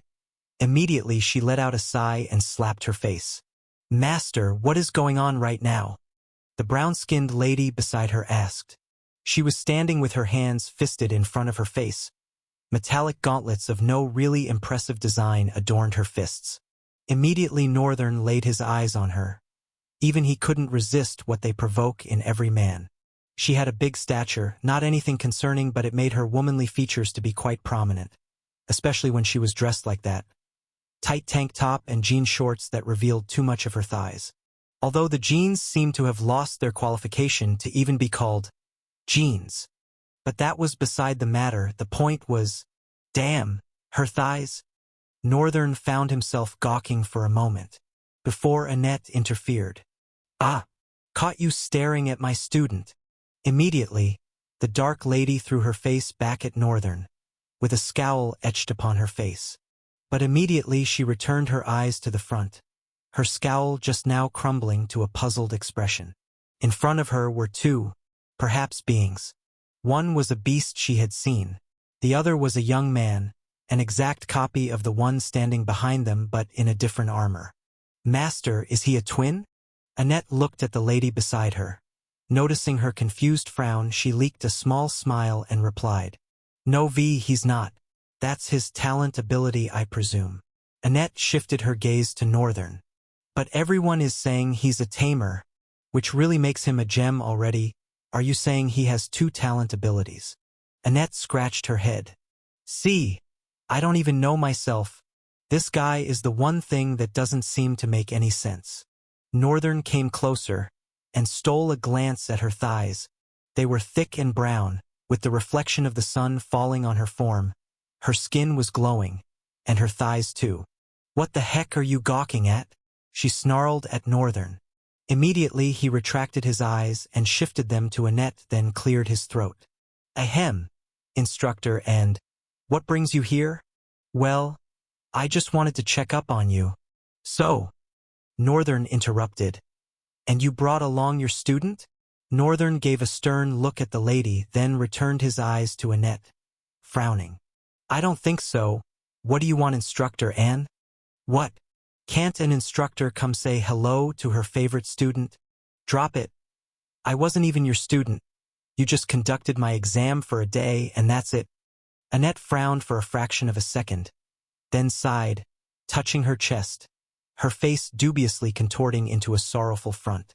Oh, seriously, North boy, you are a very bad boy. Do you know how worried this instructor was about you when you were not around? She moved her finger to wipe a tear off her eyes. Mean. North boy, you are so mean. Immediately the brown-skinned lady, Vita, turned and frowned at him. Northern exhaled. Now he had been caught in a bind, Annette's deceptive bind. With the way the lady was glaring at him, she's probably going to think he's just being cruel. Ellis was there too. He didn't want the guy to start having ideas in his head. But the truth was he and Annette weren't that close. Indeed, he did feel relieved when he saw her, but it didn't count as anything. He had been alone for months. Finally he comes back to the outside world to meet someone that was maybe nice to him in the past, not to forget, in a crowd of many unfamiliar people. That didn't necessarily mean they were close before, or she deserved any special attention from him.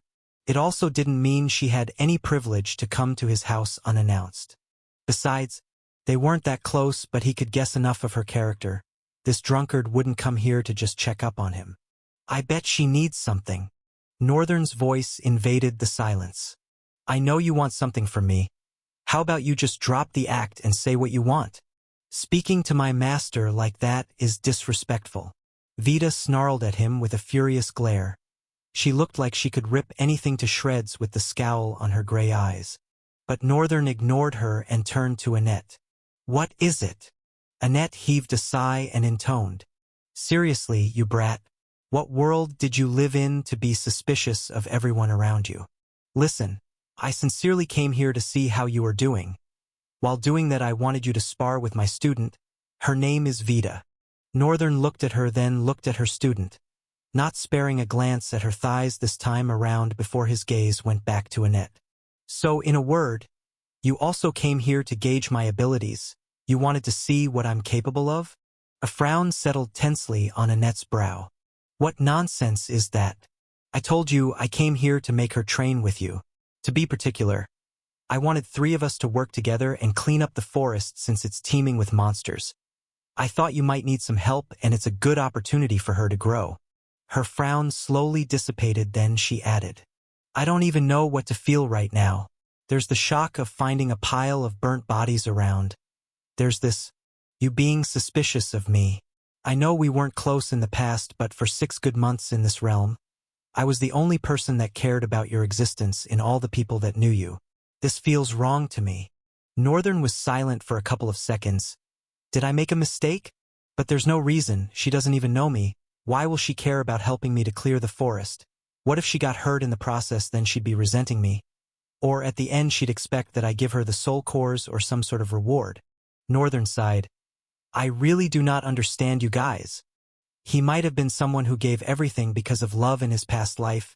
It didn't mean he was someone who would do it any time to random people at the expense of his own well-being. Northern used to be a somewhat meticulous and logical person, although that logic was rendered useless when he fell in love. And then he got played. Maybe subconsciously, Northern had already stopped seeing the genuineness in human actions, and thus started suspecting goodwill. If that was the case, it was quite understandable why he saw Raven's plan to be insane and unreasonable. But did this make him better as a human? Or worse, was he advancing or receding? Chapter 153. A Promise of Fear-Facing. Currently in front of the mansion, 5 humans and 1 white beast stood sparsely. Northern's clone and Mr. Fluffy still facing Vita and Annette. Although the brown-skinned lady now had most of her guard down, she was still amazingly composed even though she looked to be standing casually.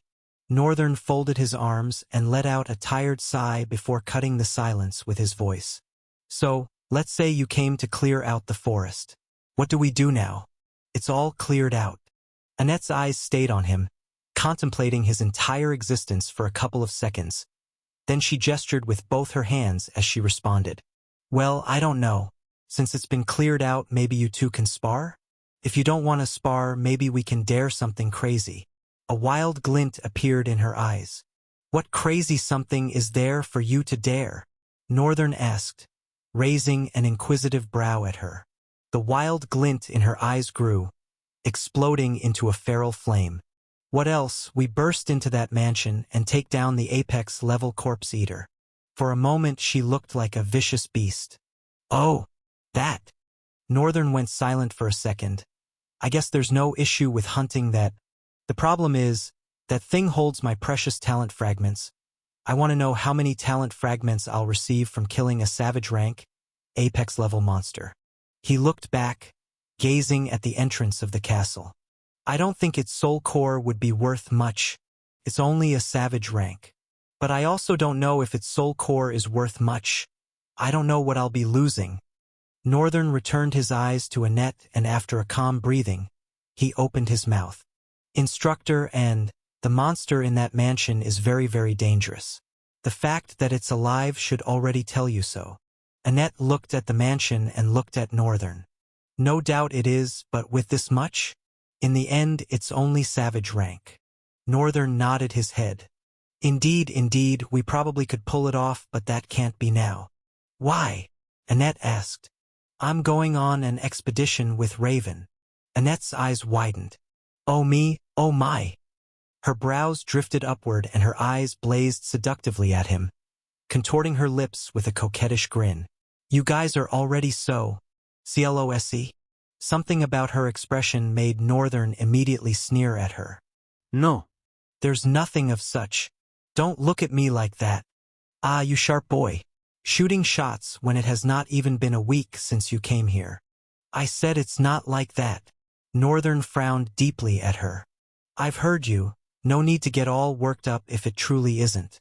She waved her hand as if dismissing his defense. Instructor Annette, I wanted to ask. Annette's expression straightened as she noted the seriousness in Northern's tone. What? How long was I out for before waking up?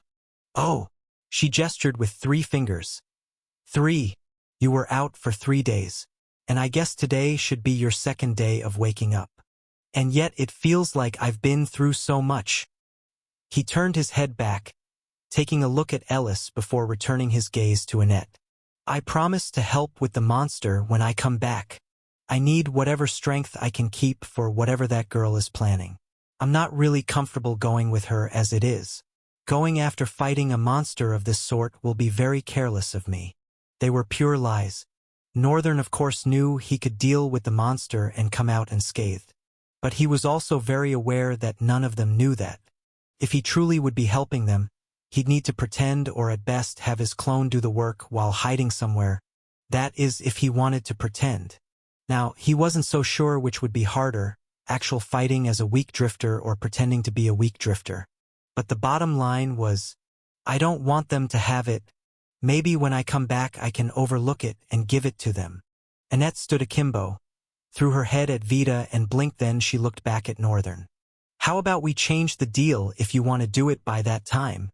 A small frown creased on Northern's head. You want to make changes? What changes will that be? If you want to help when you come back from where you are going with Raven, I'm sure by then you'd be stronger, so instead of fighting this one monster, follow us into a rift. Immediately Northern heard the word rift. He instinctively pulled a step back and revealed a grim frown. What? Are you insane? Why would I follow you into a rift? He snarled.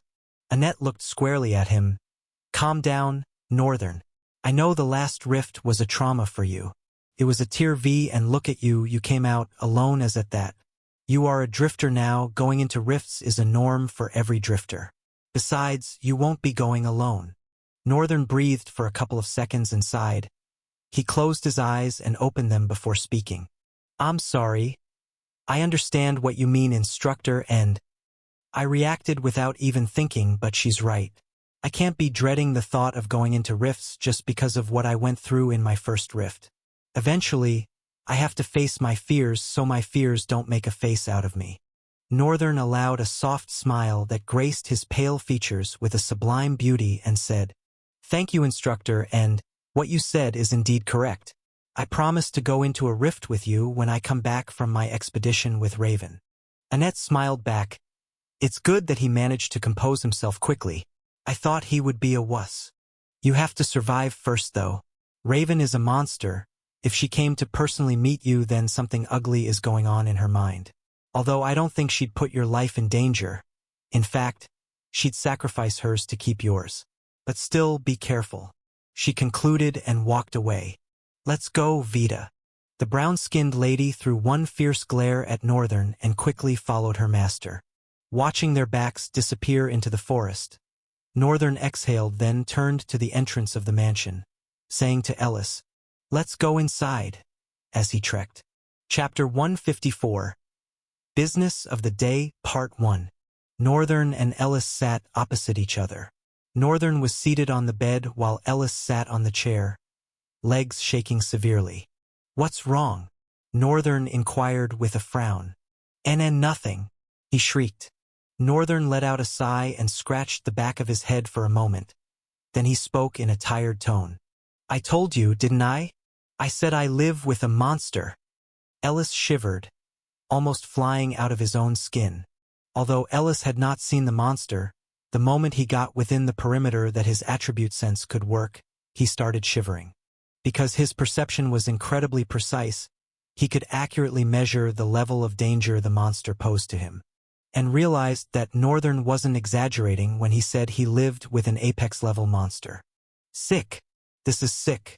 It makes absolutely no sense, Ellis thought to himself.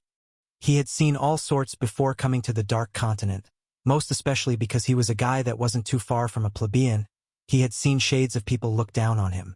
He had seen the ones that were amazing, the ones that were outstanding, the ones that were outright pompous, the ones that were strong. All of them before his eyes never defied common sense like this. All of them never made him shake with so much fear. They never made him shrink to this rate. At this point, his honor didn't matter. His goal didn't matter. He just wanted to free himself from whoever this man was.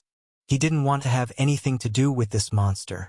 But at the same time, he couldn't deny the logic that told him that this same man is probably the only one that could help him. He wouldn't owe him. He'd play his part in this contract, and maybe, just maybe, if he hung around this man, he could find a way out of this place. It was scary to raise his hopes like that, but it was a gut feeling Ellis couldn't get rid of. And one thing that characterized guys like him who had talents that built up around perception was gut feelings. Northern stared at the aloof boy for a couple of seconds. By now he understood that no explanation of this situation could make sense to Ellis. The boy is probably shocked out of his pants and couldn't make sense of the situation. Moreover, they passed through and the monster did not even come out once while it clearly sensed their presence. That part was good. I thought it'd act crazy since I was with another person. Northern was already prepared to reveal some extent of his abilities to protect Ellis if the need be. Because Ellis right now is a precious person. Thank goodness it all worked out well. Northern opened the strap bag beside him and glanced at Mr. Fluffy, who was calmly seated at the corner of the room. Immediately Northern looked at him. His ears shot up and head rose. Unfortunately, Northern just wanted to confirm if the beast was all good and had turned his eyes away. Ellis also glanced at the beast and looked at Northern. After gulping like 1,000 times, Ellis finally opened his mouth, speaking slowly. I wanted to ask. Northern, who was busy dipping his hand into the bag, paused for a moment and looked at him. What? Is it really okay, staying with a monster? A frown graced Northern's brow. So, would you have me throw him out? Where that abomination will eat him up. Ellis immediately shook his head another 1,000 times. No, no, no, no. That's not what I'm talking about. I don't mean it that way.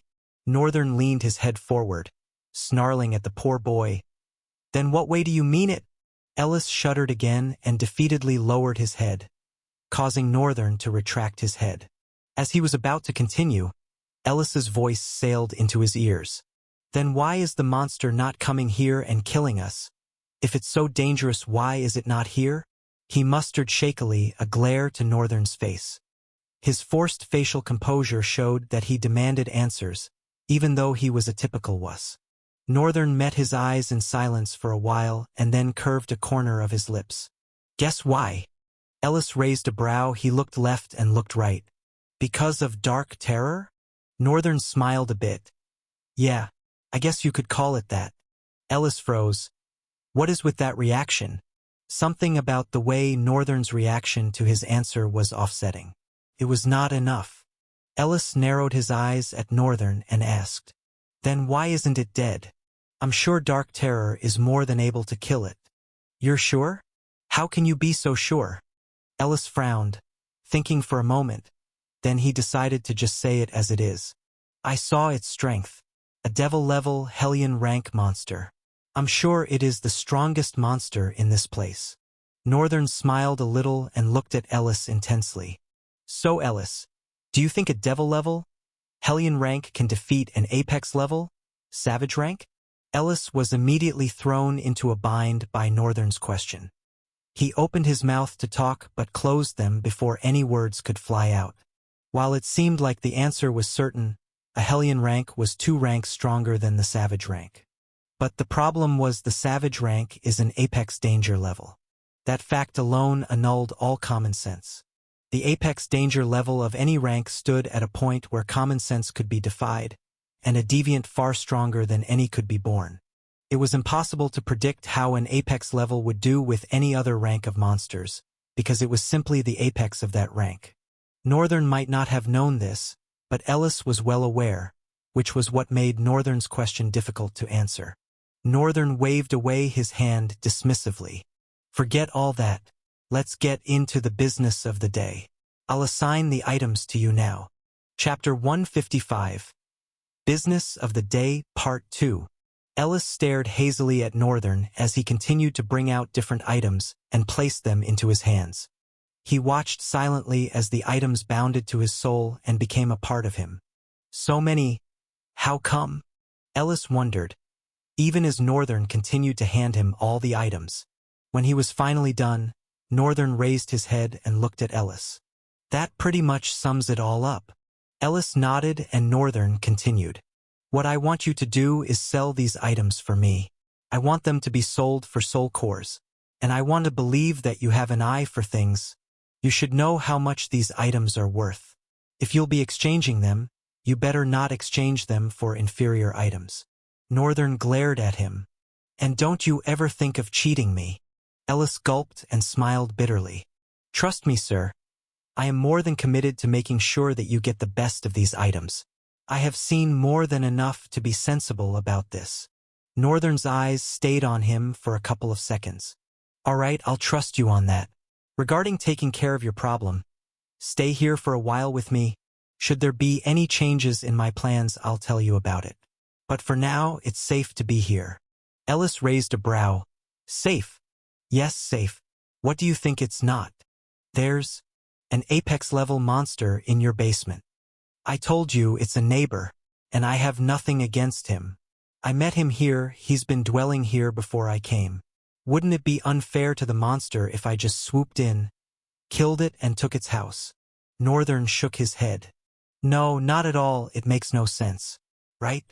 A contradicting frown strained Ellis's brows, as if they were being pulled against their will. What? You have nothing against him? You met him here? What nonsense is this guy saying? Northern's words once again were blatant and absolute nonsense to Ellis. He couldn't make sense of how a drifter could utter such words. Why is he speaking like monsters are humans? The way Northern spoke and addressed the monster was as if he was relating to a fellow being, as if it had rights. Which was strange because these were monsters that would throw their jagged teeth at any flesh without a thought. In order to save themselves, it was only plausible that humans strike them down, effectively and as fast as they could. Northern talking about this monster like it was human was just very, very amusing and yet scary. I am amused at him and yet I am so scared. He was so scared he couldn't dare to go against Northern in any way. In fact, at this point he didn't know who he was more scared of. That man or this man. Northern nodded and then laid his back flat on the bed. Dam, I'm hungry. If you don't mind, I have some roasted meat from the last meal we had in the morning. I've not been able to eat because it's been a lot from that time till now, Ellis said. Right, indeed it has. I have just woken up a day, but I feel like I've been awake for like a month. He propped himself up in a spring. Speaking about roasted meat, I should have some of that. He faced Mr. Fluffy. Right, Mr. Fluffy, remember our first meeting? The beast raised its head and let a growl creep out of its large mouth. Ellis watched both of them. At this point, his eyes were just blank with surprise. Man, I don't even know anymore. He felt like if he continued to think about how weird this is and how scary and nonsensical everything Northern is, he'd just run mad before returning to his parents. No, not yet. I can't run mad yet. I have to go back to the Central Plane. And he might have found a person that could guarantee that for him. Ellis watched Northern carry his strap bag and suddenly turn it over. In the next couple of seconds, a flood of shock like Ellis had never experienced hit him. Northern first tried dipping his hand into the bag but couldn't find anything. He had tried it earlier when he remembered about the meat. He actually wondered if it'd be okay or if it'd be spoiled. But when he was talking to Ellis, he sort of got carried away and remembered now. Darn. There are too many soul cores in there. Northern frustratingly turned the whole bag, shaking it. Soul cores began to pour out of the bag like rain from the clouds, creating a cluster of hard sounds as they fell and rolled on the wooden floor. For a while, Northern was shaking the bag and soul cores were pouring out of it endlessly. This caused Ellis to freeze with a slightly open mouth. Just when he thought he had seen it finish. Just when he thought he couldn't be more shocked and surprised by Northern's actions anymore, this happened. Northern looked at Ellis with a frown, not minding for a second the rain of soul cores that were pouring. What? Ellis threw his head back and slapped his face hard with his palm. Darn it. Seriously, darn it all. What the hell have I gotten myself into? Northern looked at him uninterestedly. I probably remember you making the same statement a while ago. What's up with that? Haven't you seen soul cores before? Ellis's brow creased with a tense and strained frown. Seriously, man, seriously. What the hell are you? He shouted. Chapter 156. Finally. Swish. Northern swept forward, trailing a linear streak of blue light. His sword cleaving into the Resolve's thick skin with ease, splitting it as he swept across in that instance. You have slain a hazardous savage monster. Phrygian, you have gained +2 talent fragments. As he reached the other side, he twirled his sword and swung it away, but before the crimson blood on it could splash off, it was absorbed by the sword. Northern looked at his dominant hand. Wow, so this was how it worked. He could feel himself being rejuvenated with strength even though he had barely expended any to take care of these monsters. The Order Blood Reaver was only effective when the blood of the target, whether human or monster, slain by Northern was crimson. Northern had at first thought that it'd only be useful killing humans, but just as he had seen now and observed before, there are different blood types and they all depend on the internal composition of the monster. Although so far, so good, Northern had only seen crimson and black. Another Phrygian thrashed towards him in a frenzied attack. Without losing his cool, in fact, he acted like he already saw the monster coming before it even moved. Northern gently raised his hand, placing his sword in a diagonal position where the monster itself just flew into its tip and killed itself. You have slain a hazardous savage monster. Phrygian, you have gained +2 talent fragments. Still, I'm disappointed in this. Just 2. Northern didn't even know where to begin. He did observe that during his wars while being insane his talent fragments did not accumulate much. Well, they did rise, but if he slayed monsters the way he thought he did, he felt he should have crossed over 1,000 fragments a long time ago. Except if Ul was interfering or the talent fragments gained were just too little, it could also be that he wasn't killing. Northern was not sure of himself in an insane state. Did he make sure the monsters died or did he just slash them and move to the next? It happened a lot in wars, no one really has the time to be checking the dead. The point was to just deal enough damage in one go such that your enemy would not be able to move again. TSK. Northern clicked his teeth as a holographic panel appeared before his eyes and followed him in front as he walked forward. Name, Northern Longguard. True name, nameless. Attributes, formless, spawn of void, limitless void, vestige of chaos and void. All eyes, chaos thread, flames of chaos. Soul rank, drifter. Talent fragments, 142/2000. Copied talents, 0/2. Own talents, 1. Attribute abilities, active/passive. September 10th. Owned items, Mortal Blade, Eternal Twilight, Silver Sword, Death Glare, and 3 others. I guess I have what I need to copy that darn skill. After copying it, I'll grind hard and move to the next rank. Then for a while my growth will have to stay stagnant so I can invest all the talent fragments in whatever talents I've managed to copy by then. Evolve them all to the next level. Most especially that Soul Eyes.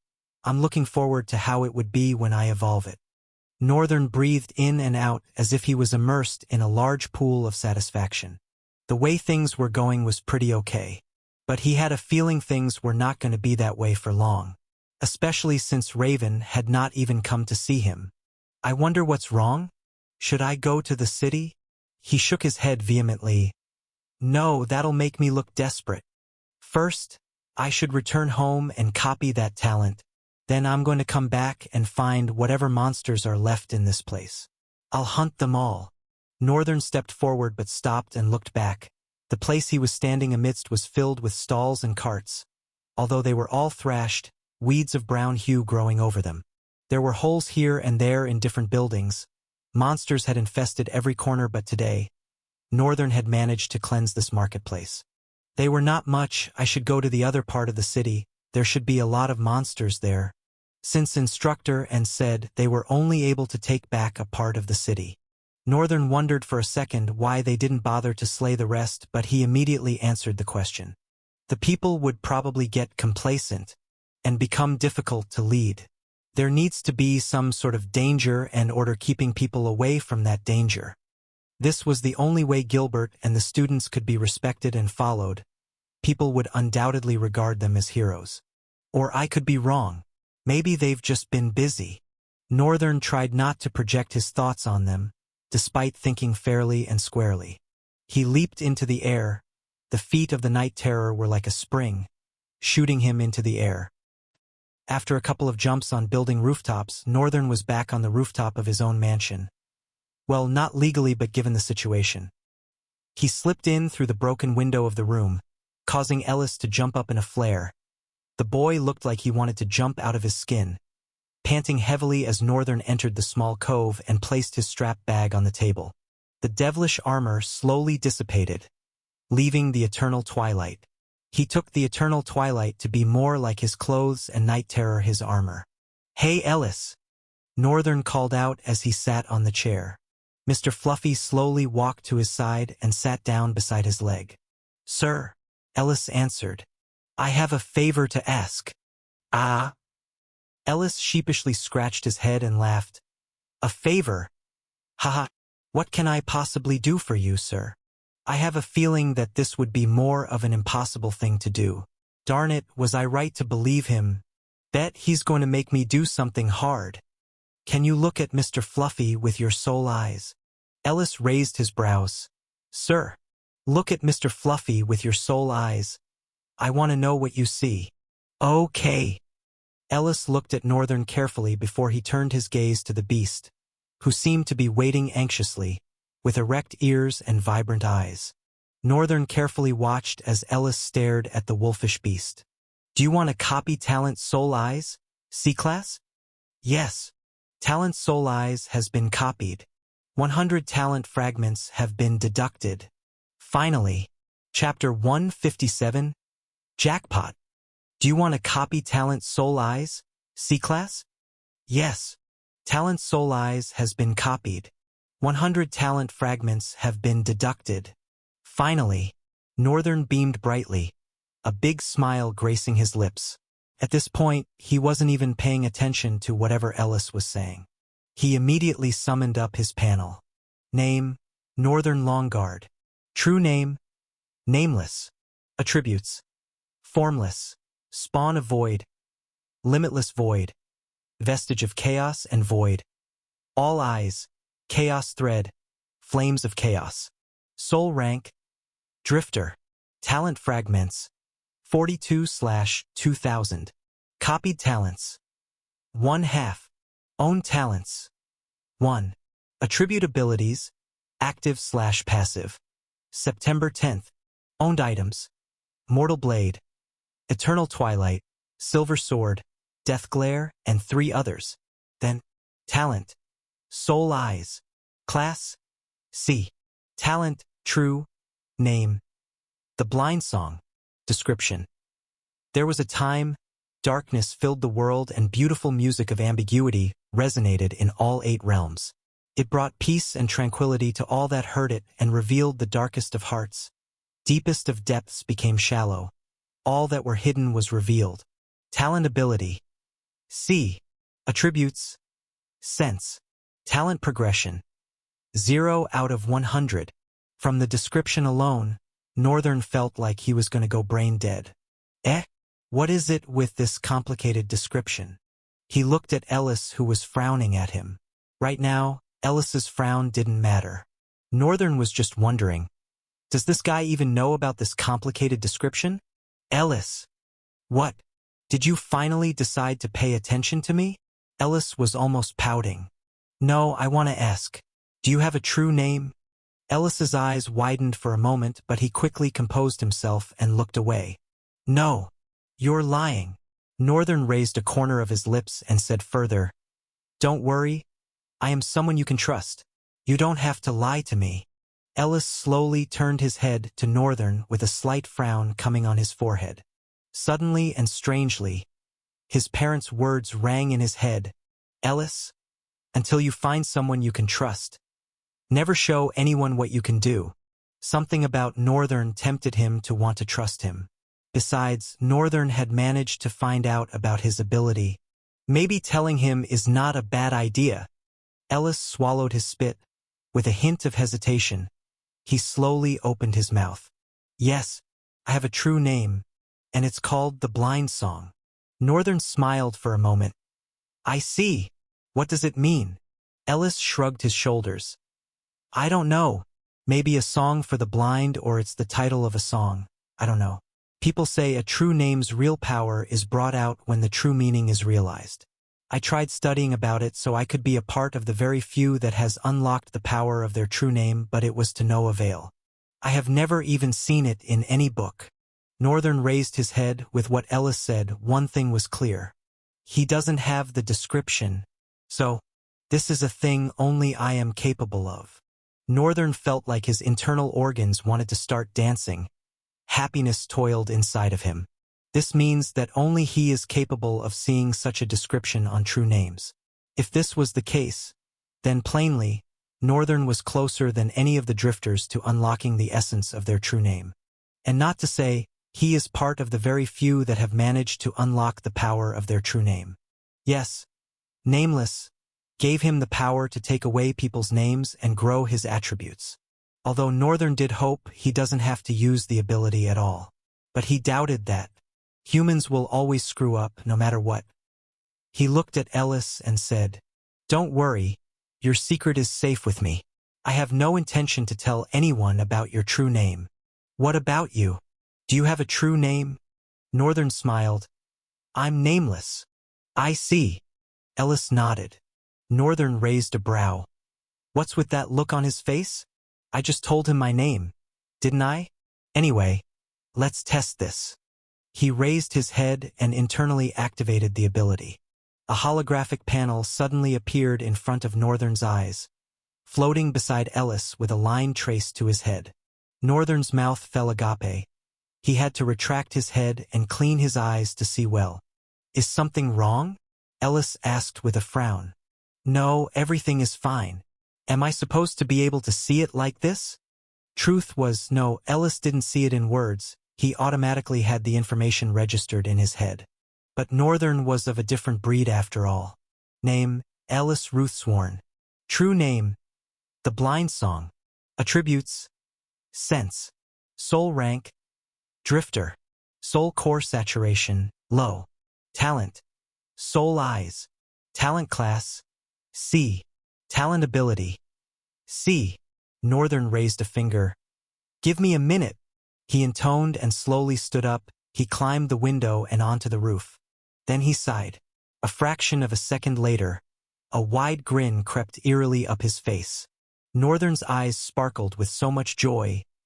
He threw his hands in the air, jumped, shouting, "Yes, yes, yes, yes, yes." He slipped down the roof while jumping and rolled down, falling down from the roof of a 40-feet building, because he was happy. When Ellis heard the loud thud, he quickly went to the window only to see Northern standing up like nothing was wrong. It made him think, what the hell is this guy? With a frown creasing his brow.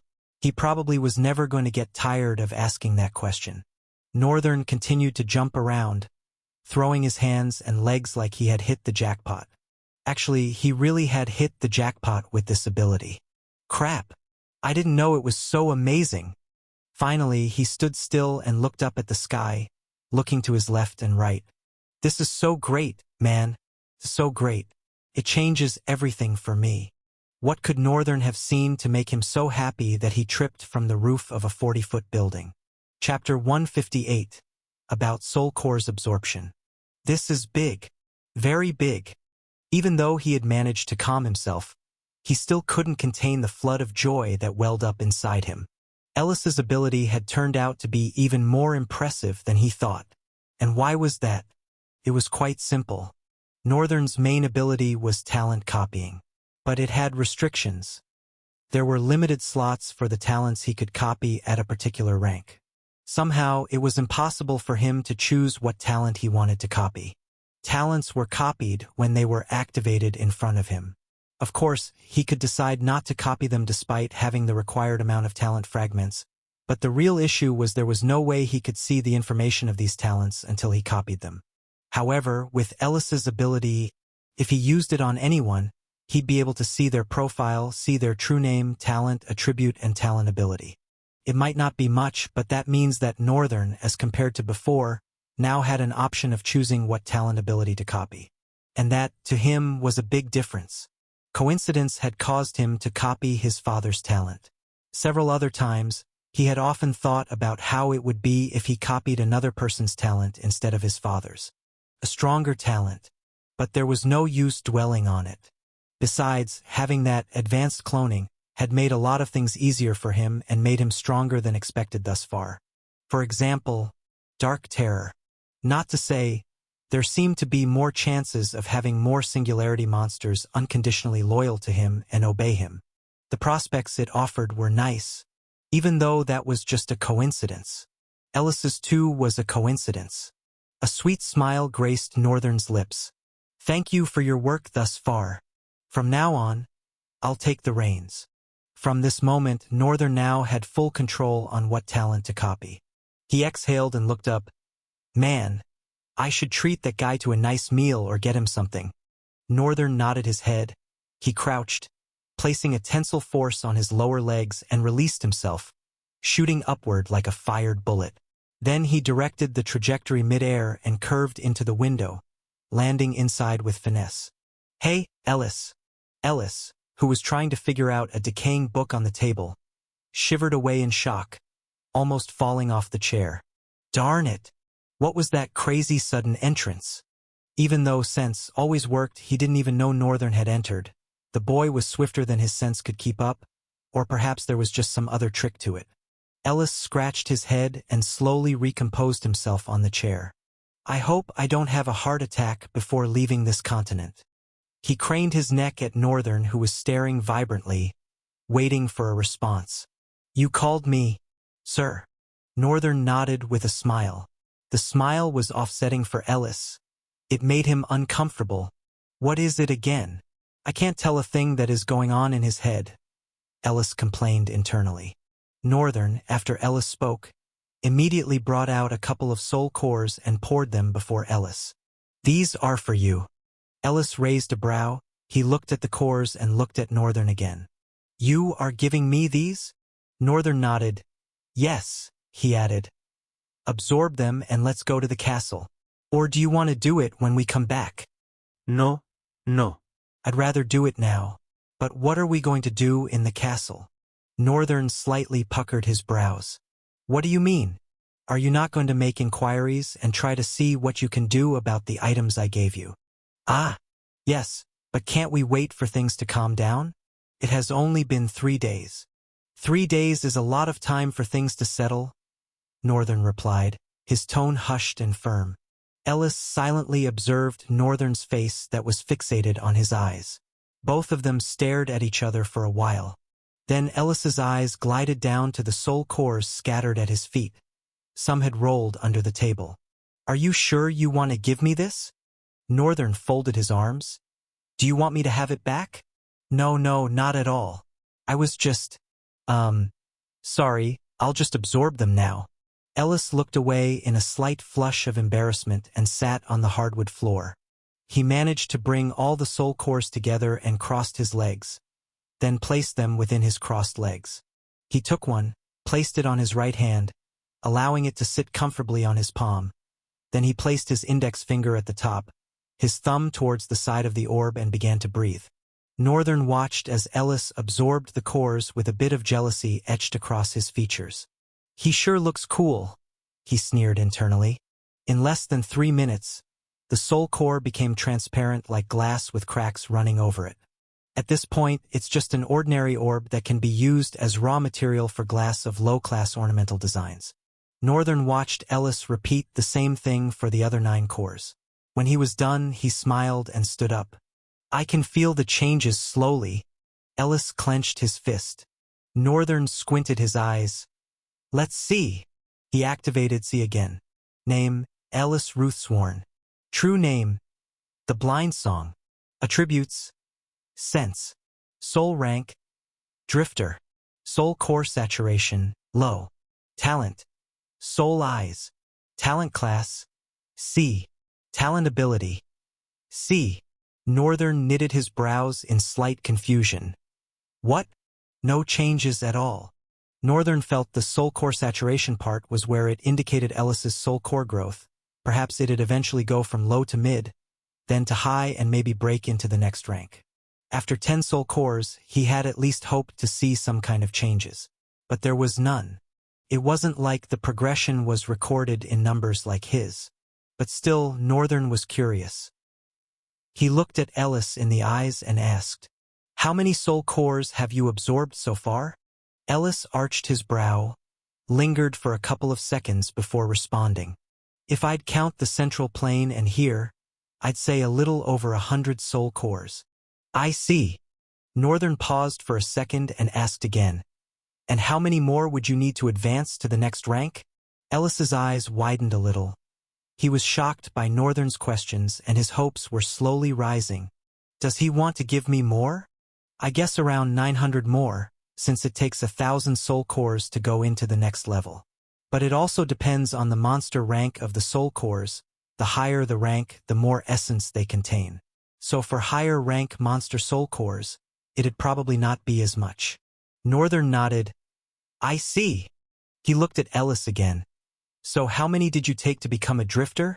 Ellis tensed his forehead in a faint frown of confusion. You're asking a weird question. It's impossible to absorb soul cores while being a walker. The best most people like the elite clans and nobles do is educate their children and teach them all sorts, which requires a lot of money. But it's not wasted. since a walker can only advance to the next rank when they successfully come out of a rift. Ellis, after explaining, looked at Northern's focused eyes.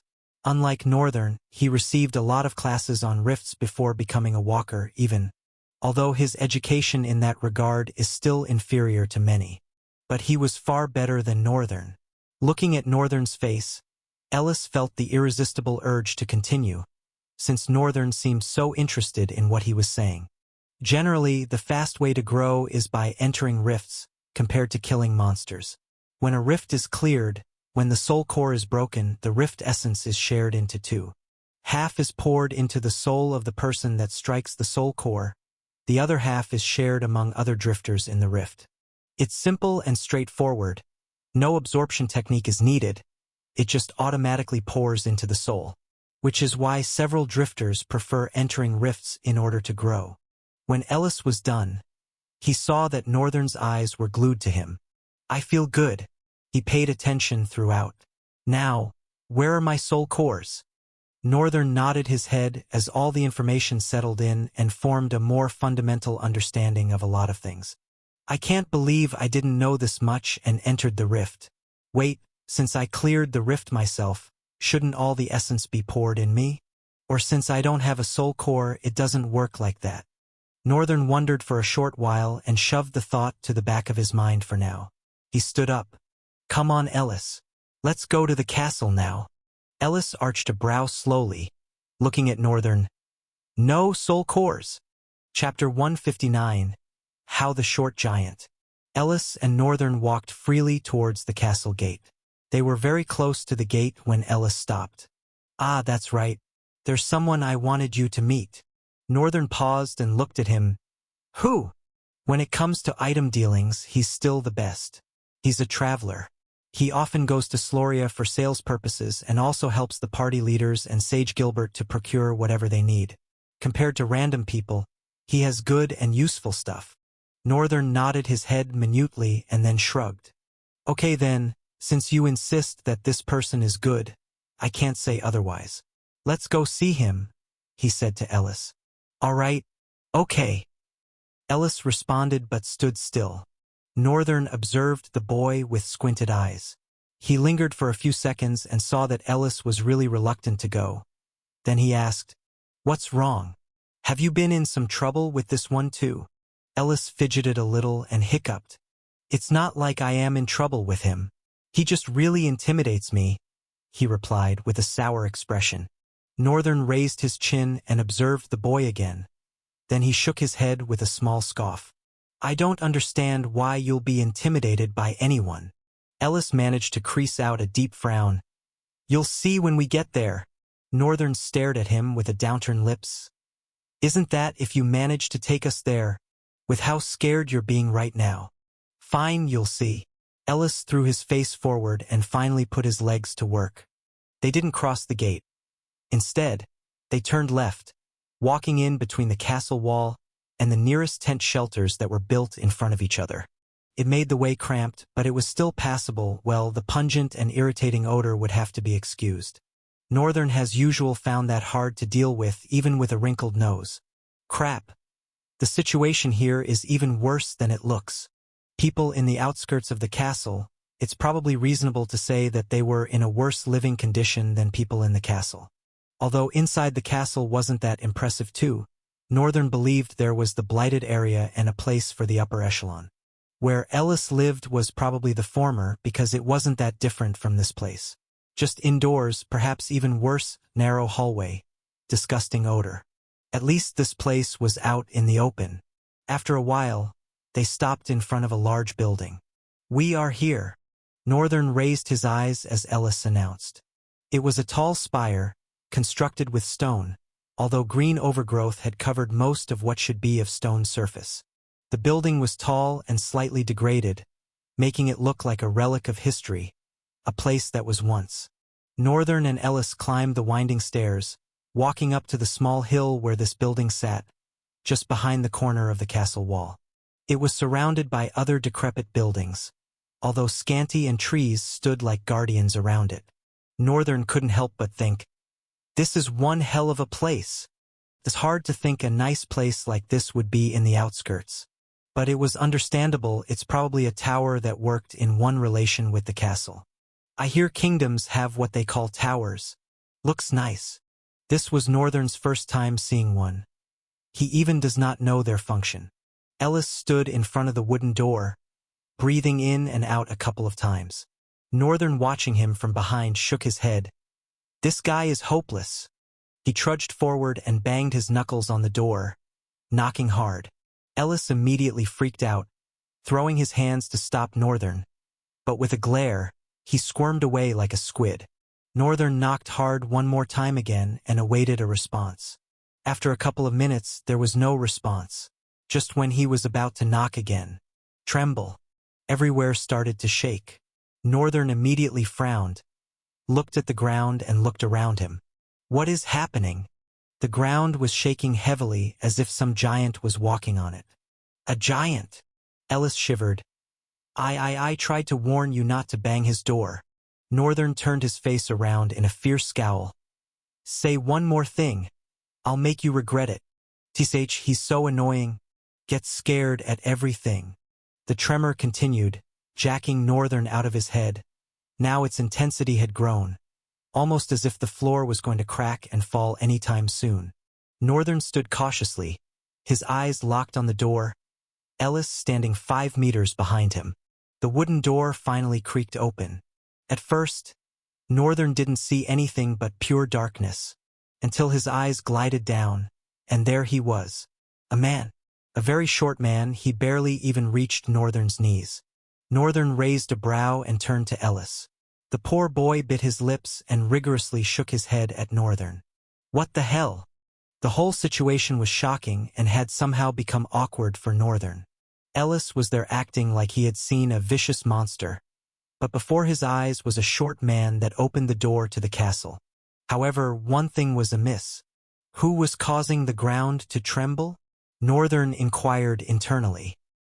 He raised his brow and looked down at the man that was glaring at him. Then he shook his head with a scoff. Nah, it can't be him. This one is too short to be causing such large tremors. Northern said beneath his lips and scoffed. Huh? Twerp. Who are you calling short? The short man dashed forward, causing the earth to shake heavily. He jumped into the air, reaching Northern's stomach, and threw a straight kick that caused Northern to fold like a piece of paper and immediately fly away, rolling down the hill. Ellis gulped and bowed 90 degrees. Immediately the short man's eyes turned to him. He'd be lucky if he's still alive. You seem respectful. What you here for? Ellis felt a pearl of sweat roll down his temple. I'm so relieved he didn't recognize me. Still bowing his head, Ellis responded politely. I've come to take a look at the auction. Also, I have some amazing items I'd love to exchange. Follow me. He turned around and was about to step inside when he suddenly paused and turned back. He narrowed his eyes for a moment. The next moment he widened them. Impossible! His mind cried as his eyes beheld Northern walking towards them. He might not have died, but he should have passed out? How is he walking like he's fine after receiving my earth-shattering kick? Chapter 160. Northern the Copy Ninja. The diminutive man stood speechless, his mouth slightly agape. The white-haired boy with pale skin he had kicked just moments ago was standing before him, seemingly unaffected. He retracted his head slightly. How in the world? This has never happened before. This wasn't the first time he had hit someone. His strikes packed enough power to make the earth crack, courtesy of his unique talent and attributes. He was a formidable force that no one in the vicinity dared to trifle with, not even Sage Gilbert himself. They understood his position, his strength, and his usefulness. Even if they wished to challenge him, a single punch was all it took to knock some sense into them. Although he could unleash far more than just a punch, he had always been grateful that he didn't need to, because utilizing his true strength would be devastating. Meanwhile, Northern was gazing at him with a slightly parted mouth. Well, gazing at him. This way. Name Hao Lee Redmond. True name, Little Giant. Attributes: Earthquake. Soul rank, Nomad. Soul core saturation. High. Talent. Lord of Destruction. Talent class. S. Talent ability. Heavy flow. Seismic waves. Wow. An S-class talent. Looks delicious. Northern licked his lips, eyeing Hao, which caused the man's brows to furrow. Bastard. How dare you look at me like I'm some meal? Eh? Crap? Did my thoughts leak? Hao's frown deepened. Did your thoughts leak? What vile thoughts you having? Filthy soul. Without hesitation, Hao dashed forward, the earth crumbling with each step he took, slowing his approach. For the likes of Northern, he'd have been normally fast for Ellis. This time, Northern saw the blow coming and threw his hands up to guard his front as Hao's hand shot towards him. Wham! Even though Northern was sure he had blocked the punch, it didn't feel like it. I think I broke a bone. He might have been able to stop himself from flying away due to the force he stood with and absorbing the shock of the blow with his entire body, directing it down to his feet, something he had learned from Shin. But he was unable to protect his guarding hands from the punch. They shouldered most of the direct damage. Taking it to the stomach and flying away seemed like it would have been a better choice. Northern bit down his lips, his legs wobbled, and his hand fell lifelessly, dangling. Hao, seeing this, wore a satisfied grin. Next time, that'll teach you to respect your elders. However, a second later, Northern slowly curled up the corner of his mouth and smirked. So this is how it works. Sage. Painful. He had never taken any damage since he stepped out of the rift and became a drifter. This meant he had never witnessed the extent of some attributes, most especially Chaos Thread. Northern could feel the searing pain within his bones, as though something powerful was stitching them back together. Since he was well versed with his ability and had looked forward to seeing Chaos Thread work, he could tell immediately. A couple of seconds after the stitching, the pain slowly subsided, but it didn't disappear entirely. Behind his leather vambraces, his hand was still scathed and swollen. The difference, however, was that he could at least move his hands. He raised his hand and clenched his fist, feeling his bone throb. He released the grip and looked at Hao, who was now gazing at him with widened eyes. How can you move those hands so fast? That blow should have shattered your bones. Northern shook his hands. Oh, it did shatter my bones. The thing is, I'm not a runt you can just run over. Northern had spoken before he realized how ill-advised that statement was. Ellis face-bombed himself. Darn it! Where did this guy come from? Forget reasoning with Hao. At this point we'd be lucky if we leave here alive. Of course, Ellis knew they would. He had no doubt about that. His thoughts were merely figurative, since Hao currently looked like he wouldn't rest until he saw the end of Northern. I'm sorry. I didn't mean it, lick. Seismic wave. Wham! Northern's eyes widened and glowed as a tremendous gale erupted from nowhere and shot towards him. Immediately, he shot out his hand just as Hao had done, narrowed his eyes, contracted his hands quickly, and punched into the incoming gale, softly pronouncing, Seismic wave. Waha'am.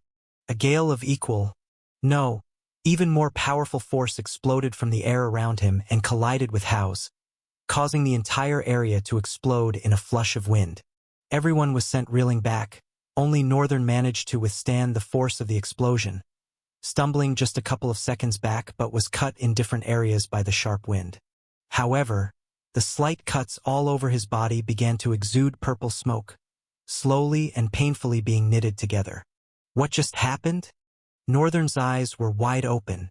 It had all happened in an instant, so he didn't even know how to arrange the events. What he knew was that he was alert. He had never been so alert before when anticipating an attack.